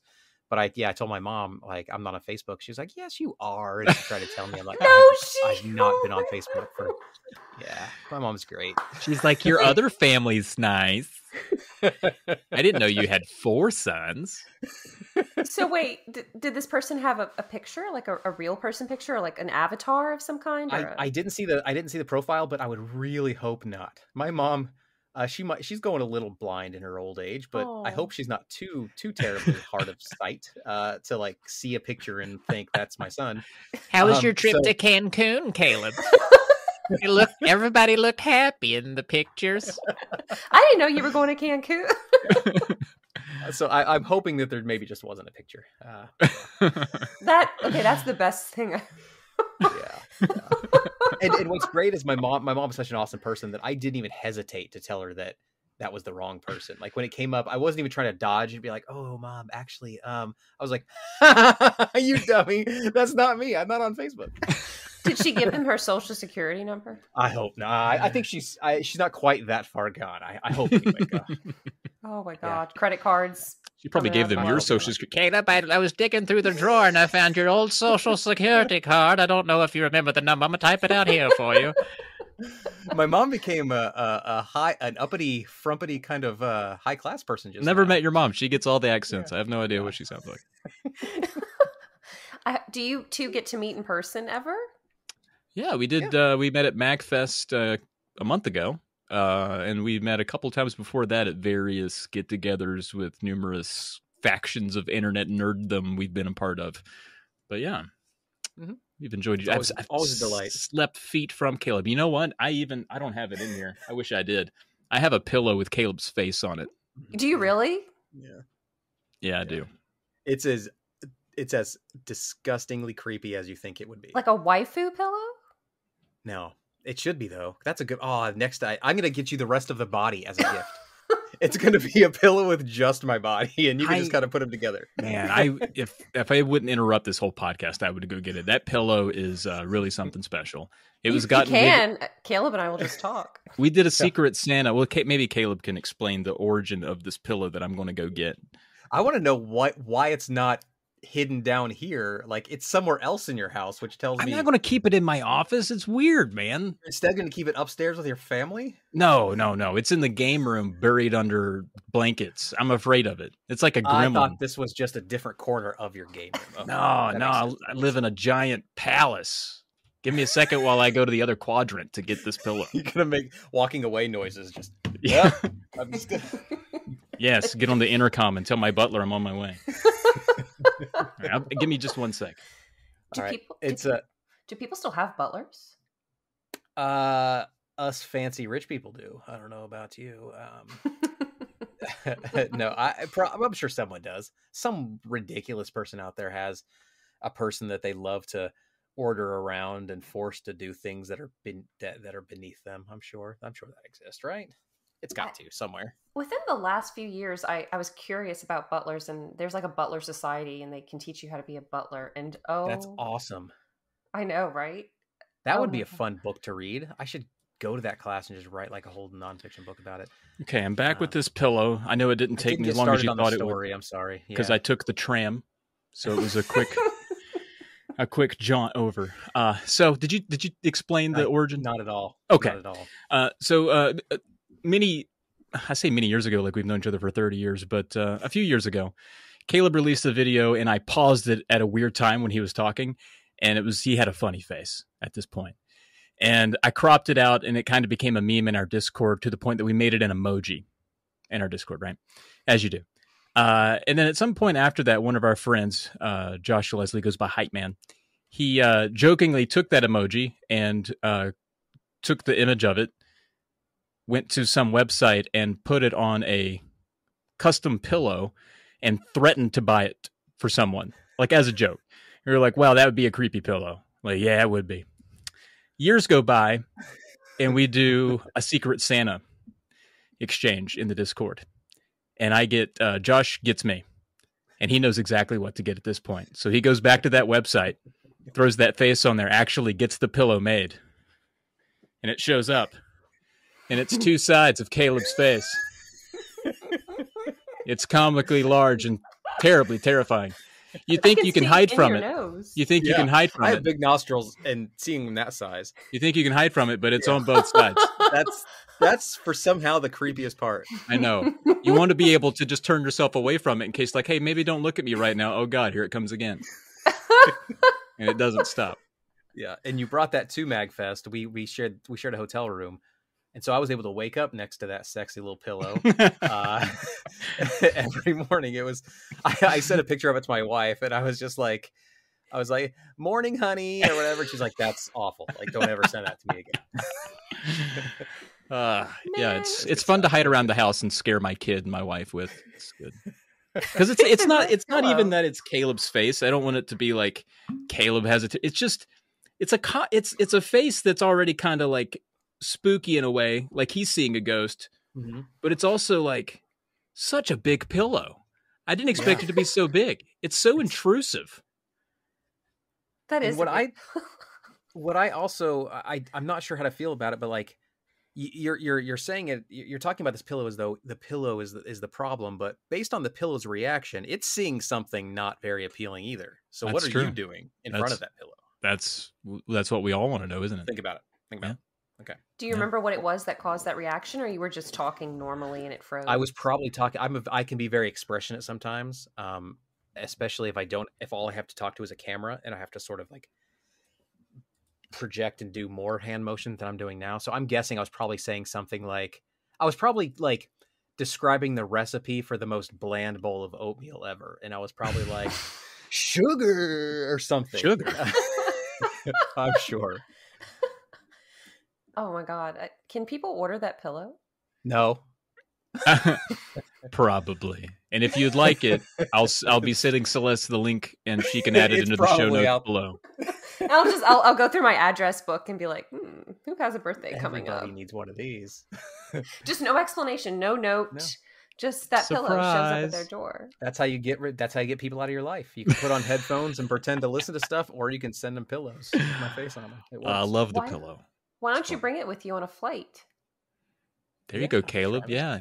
Yeah, No, Travis. if you want people to stop talking to you, you no longer need your headphones that plug into nothing. Just hold a pillow of your own terrified face and dare people to speak to you. I'll unstuff it and just put it over my head as a mask. Oh, When the people walk by, proportion. yeah, go ahead and have a seat. Have a seat. It's fine. Have a seat. That's fine. Yeah, I'm talkative today. Go ahead, sit down. Are you next, Travis, or are you going to get a pillow made of yourself? I don't know. I do try to keep my face off the internet. I'm not as prolific of a face guy as Caleb is. So I did more face video stuff. So maybe someone could find a funny face of me and terrify me with my own face. And screenshot now. But I'd prefer that not to happen.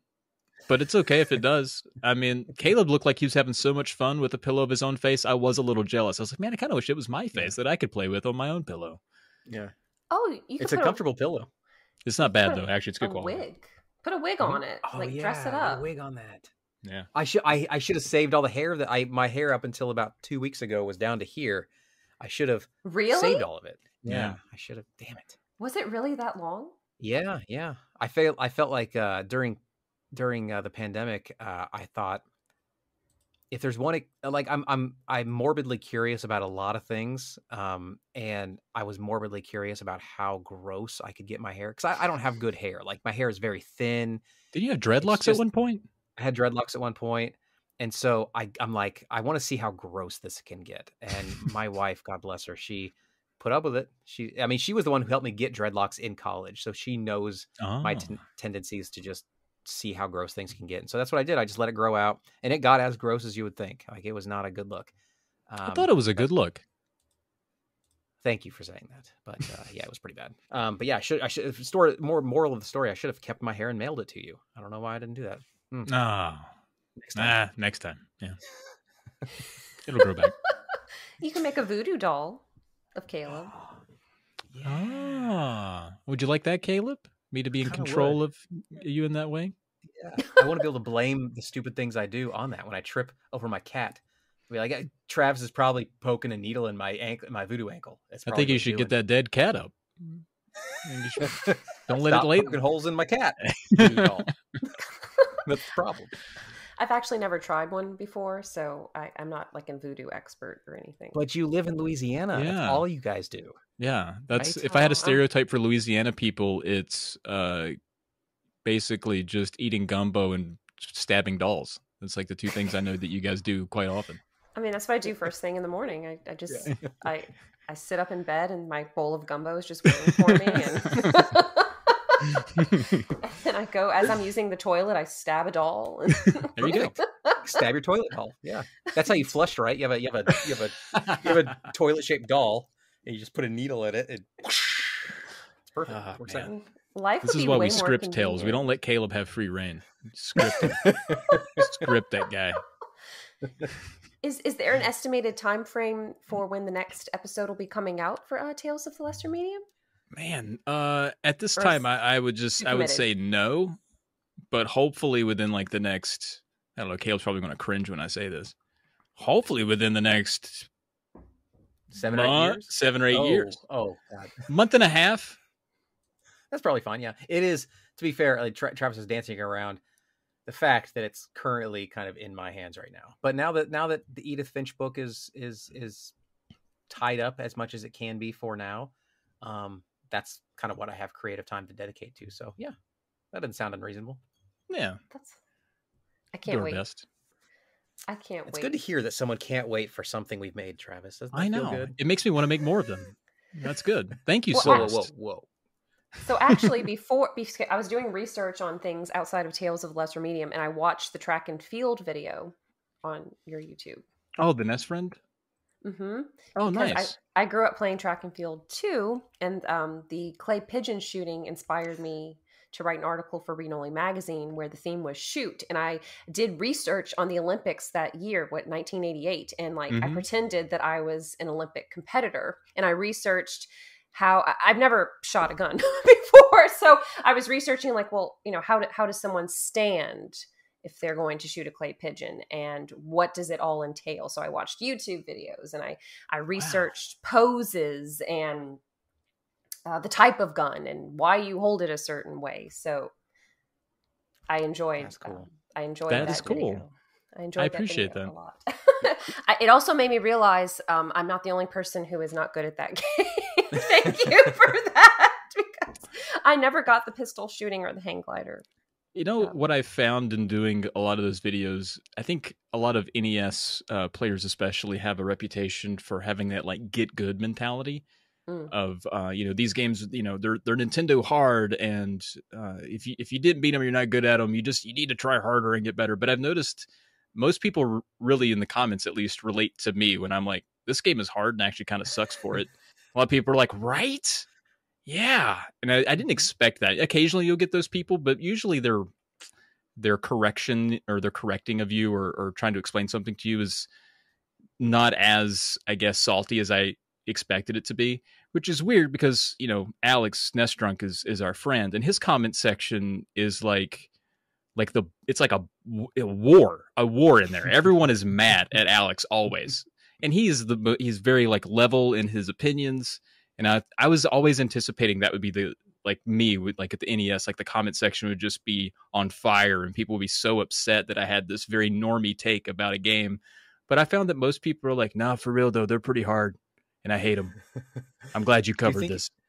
Do you think some of it has to do with the SNES feels almost like it's a maturation of what Nintendo was originally trying to do? And so there's this concept of Nintendo hard, not a concept of Super Nintendo hard, right? Like, it's like that people kind of, because the Super Nintendo exists, it allows everyone to see the original Nintendo in a light that like, yeah, that's the hard one. So then maybe when Alex is talking about SNES stuff, but that's not the hard one. Al, why are you complaining? The hard one is the previous generation, you jerk. This is supposed to be the easy one. Alex, you suck. Like maybe there's like some kind of weird. It could be I'm probably overthinking it. It could be that his channel's 50 times bigger than mine, and so he just has louder and worse apples in his barrel. But right now, mine's small and everybody's very sweet. Bunch of sweet little apples in there, just having fun.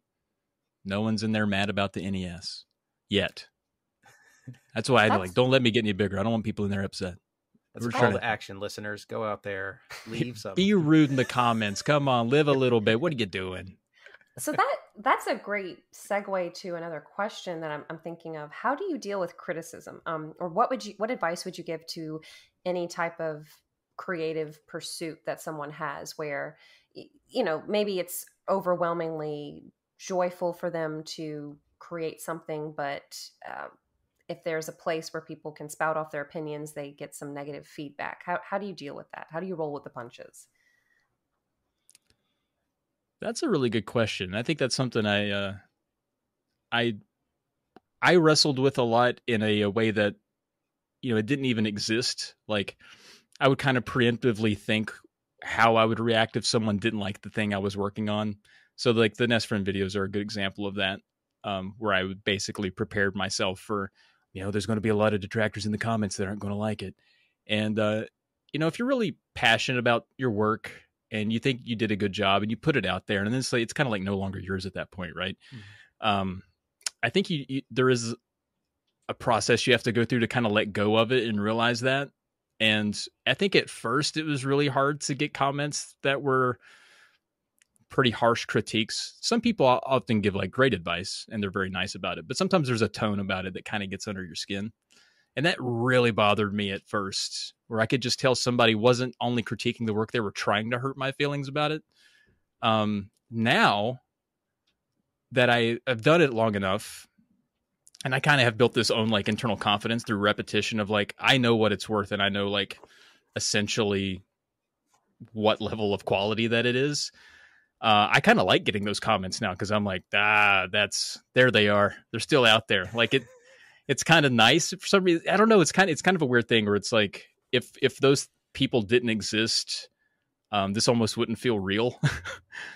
You almost kind of have to have those people there to remind you of, and kind of, I guess, make you appreciate a lot of the good things that you get. So, but YouTube, it also depends on where you do things too, because I think YouTube is one of those places where, as a creator, you're very vulnerable because comments are what drives a lot of it.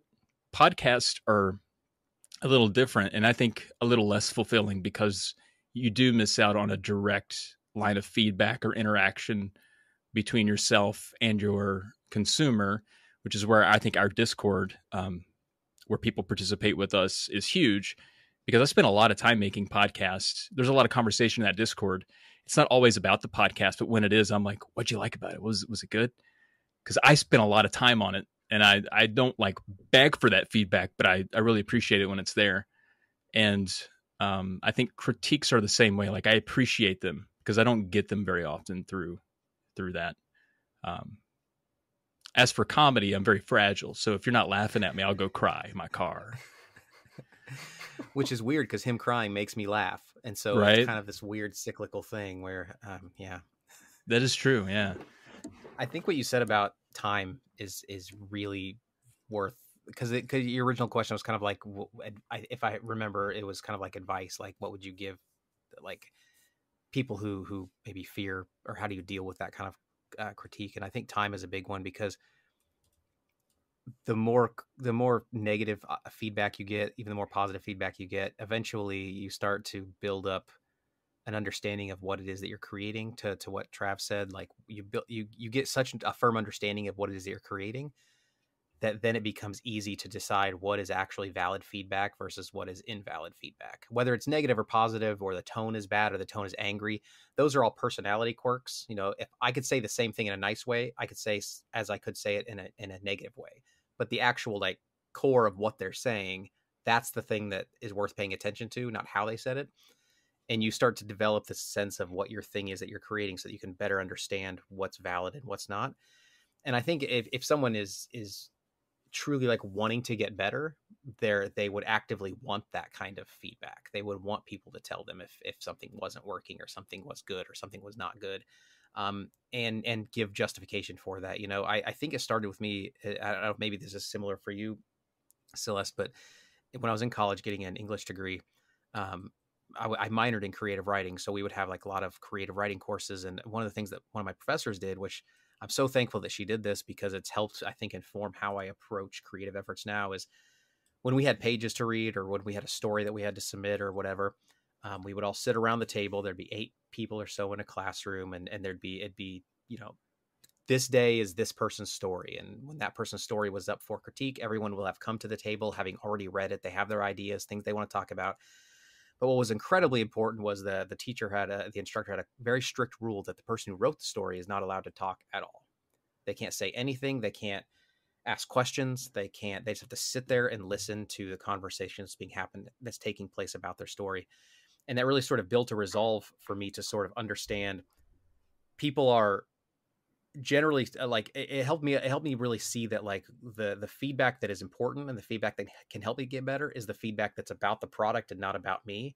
Any feedback that's about me, I can pretty easily compartmentalize and be like, that's just not helpful. I mean, I generally will even leave those comments, like when I was doing YouTube videos a lot more, those negative comments, even if they're about me personally, I would leave them there. That's fine. Like, they can say what they want to say, but I could very easily partition and be like, well, that's not helpful for like what it is that I want to make better. And in college, I just got a really good sense and understanding of how to do that. And I thought it was an incredibly helpful exercise. I've tried to recreate it in other mediums, but like when I would meet with game developers, local game developers, and we talk about our games, I tried to do something similar where it was like, let's play one person's game, come with feedback, and that person's not allowed to speak, but it quickly like deteriorated to like anger and animosity and that sort of thing. And I realized it was because without the structure of like a learned professor like there in the room to be like, this is how we need to do it, trust me, this is for your own good, it just kind of fell apart. So it's tough to replicate that, but if you can get there, it's super helpful to be able to find that division, I guess, between good and bad and that stuff. So yeah, it's a really good point. That is very valuable.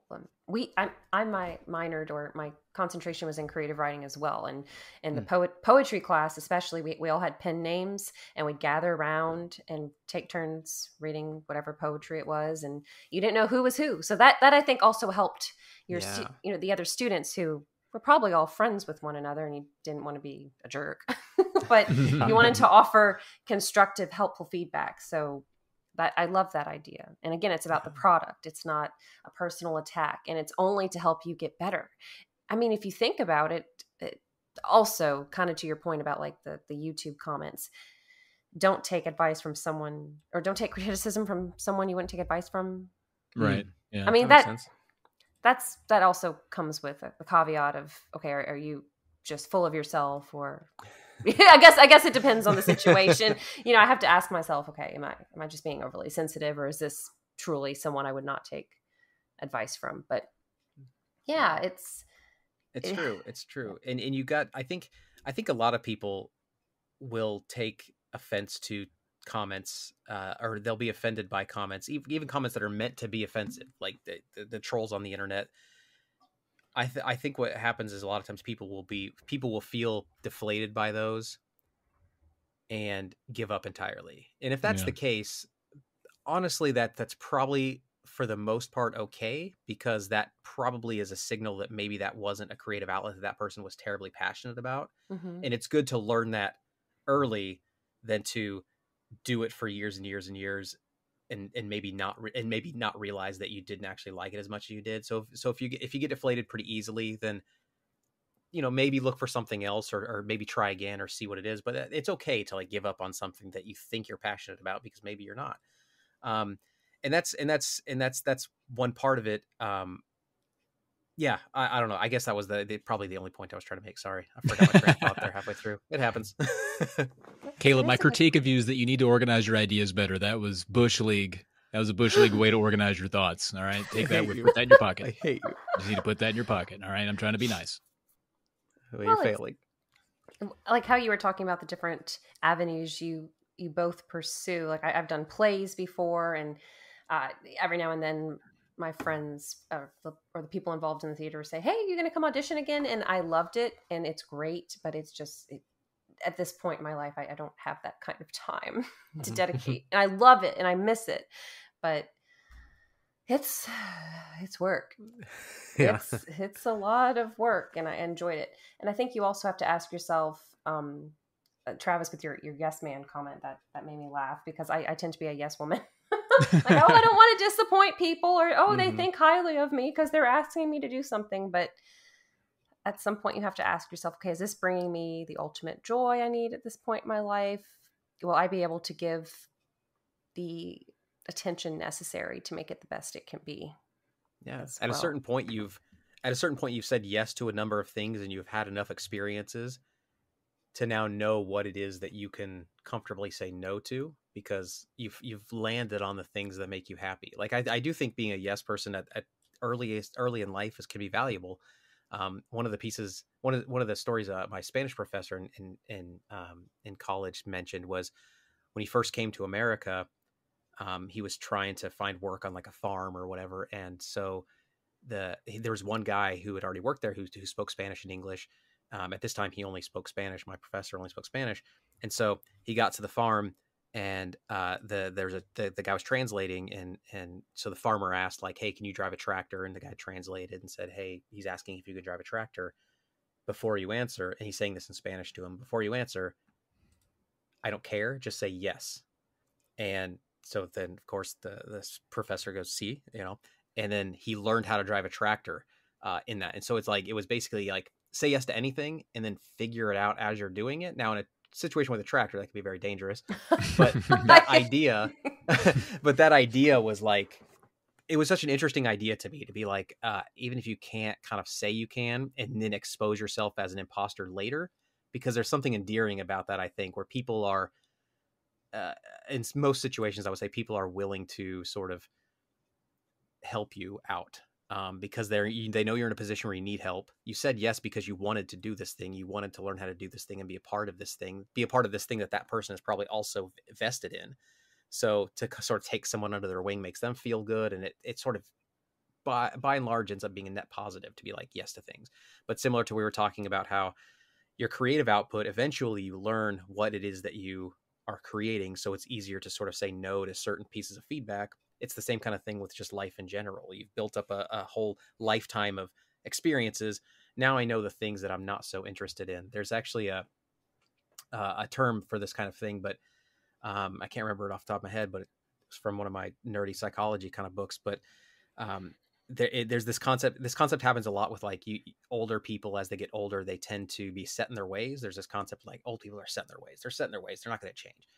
And it's because there's like there's an arithmetic being done behind the scenes, whether you know it or not. That's, I don't want to take chances as an older person. I'll use the idea of new restaurants. Old people tend to eat at the same restaurant all the time. And that's just, they're being old, they're set in their ways. But there's a certain amount of arithmetic where it's like, well, now if first of all, I probably know what it is that I like. So I'm probably not going to find something that I'm going to like better.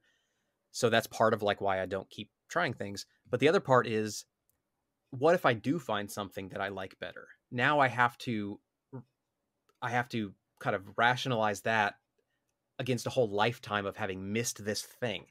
Does that reduce the quality of my previous life, knowing now that I was missing out on this thing that I now know about? Like, oh, does it shed this negative light? Does it cast a shadow over my life? And that's sort of an arithmetic that it's scary to want to sort of even make that calculation. And so people are like, no, you know what? I'm comfortable. I know what it is that I want, and I'm going to keep doing it. So yeah, I think probably comes with age. I mean, I'm sure that's correlates to over the hill type of thoughts, and you know, I'm sure there's something there where it's just that's a natural part of aging as you get to that point, I would imagine. Man, thankfully I'm not there yet. I'm always looking for my next fetish. I'm right there, just trying out. Give me something new. I feel like we went from very poignant to that's what I bring. That's what I bring. Always ready with the punchline. Well, you know what, Travis, your punchlines are my fetish. So thank you. Yes. I do have to say, while seeing like my grandmother, for example, you know, she knows what she likes to do. She likes to watch her jewelry television, her Hallmark movies, her HGTV. She knows what she's comfortable in her routine. She's not adventurous, but in a way it's a little enviable. Like just to have that amount of peace with, this is who I am. Yeah. I'm not ready for that yet. But in a way.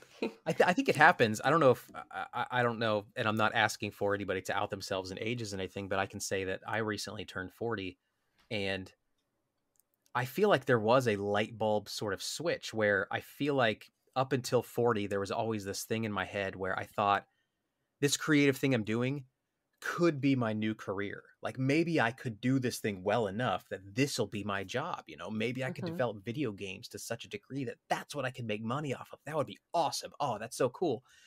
And then I feel like it almost like the day I hit 40, that switch to, I'm not in a position where that is realistic to make a career change that dramatic. So now I can actually do these things I like just because I like them. Like now I can finally breathe and be like, oh, this is great. Like even like a perfect example is the Edith Finch book that I'm writing. Is I started writing that many years ago. I tried to go the traditional publishing route with it, and it didn't really get any traction. I tried to, you know, get it into a publisher that I thought would really appreciate the book, and it just didn't kind of work out. And I was kind of deflated by it a little bit. You know, I was like, I was hoping this would be like another notch, kind of another trophy on my shelf that I could really point to and be like, I'm validated. Look at that. And it didn't kind of work out. And I was a little bit deflated for it.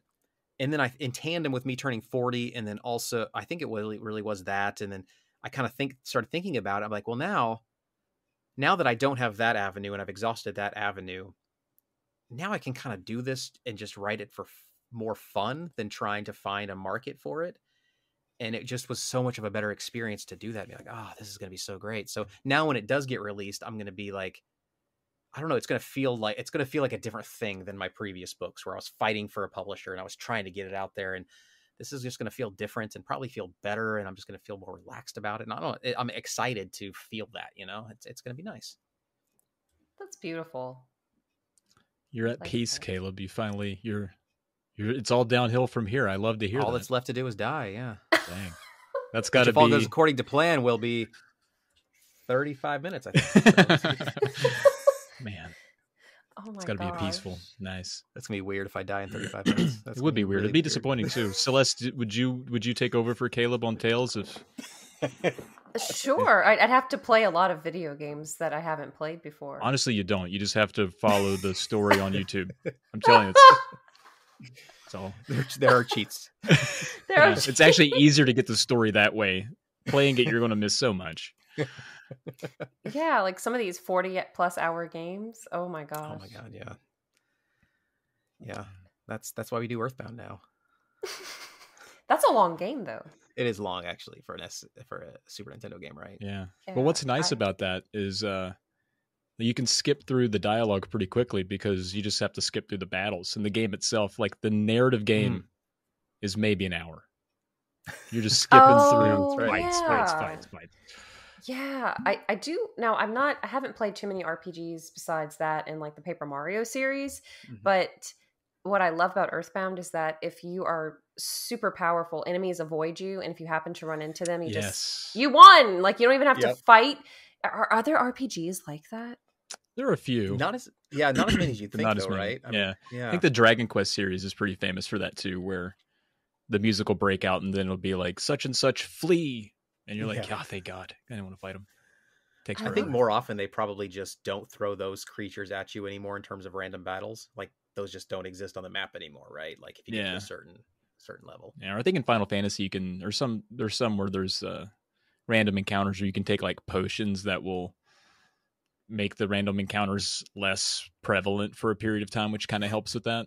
But it's so weird for like a game design problem to be solved with this item. Like, yeah, we know it sucks to have to fight random battles, but rather than build a better game, just use this potion. Just take this potion. That'll take care of it. There you go, breaking the game. See, even for me, I'm thinking of it through the narrative. Like, man, this potion, they must have, whoever came up with that had to be making millions. People are like, man, I hate walking outside just having random encounters with bees. Wish I could just take a potion and make all the bees go away. It's like, well, now you can't. That'd be amazing. Be chugging that potion every day. Did you know that you can actually bring Paula to meet your mother, Ness's mother, at the end of Earthbound? Oh, yeah. I think in the version I watched, I saw that, but I was trying to wrap her up. So we've had enough of this pole star. Like, I don't think we need to go that route. We just leave it at that. Happy you pointed out the name, her last name. That was in preschool. Yeah, I don't know how many people will ever put that together, but dang, man, a preschool named Polestar? Are we kidding ourselves? That's wild.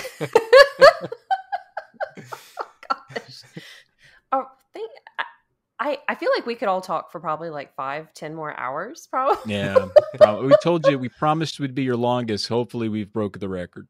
I don't know what my longest interview has been, actually. I'd have to go back and look. I don't know. You might be close to breaking the record. You give us names. We're fighting those people. Part 2. Yeah. We just talk about Travis's fetishes for like 2 more hours. Oh, God. So this one started in middle school, and I wouldn't do that to you guys. What is there anything else that you'd like to share? I don't know. Like I'm tapped out. I think I'm good. I feel like I would be oh my gosh. I feel like I would be, oh my God, what's the saying? Caleb, help me. Remiss? Yes, thank you, God. I haven't said that phrase in like 5,000 years, so I'm like, what's the word? I would be something. I am missing remiss, obviously. So thank you. I would be remiss if I didn't ask, though, because I love going on tangents, and I love seeing people's faces light up whenever they talk about the projects they're working on, because life is heavy, and sometimes even one day you can go through a roller coaster of emotions. So I appreciate that you were the cherry on top to my day for today. Well, I don't want to speak for Travis, but likewise, I was looking forward to this all day. I love talking about things I'm passionate about, and having a receptive audience is always better than the alternative. So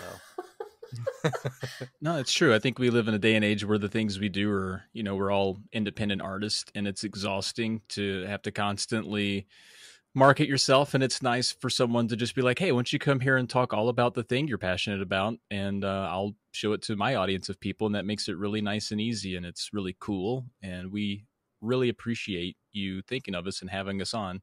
It's Tales of the Lesser Medium's first media interview. I'm so proud of us, Caleb. We did it.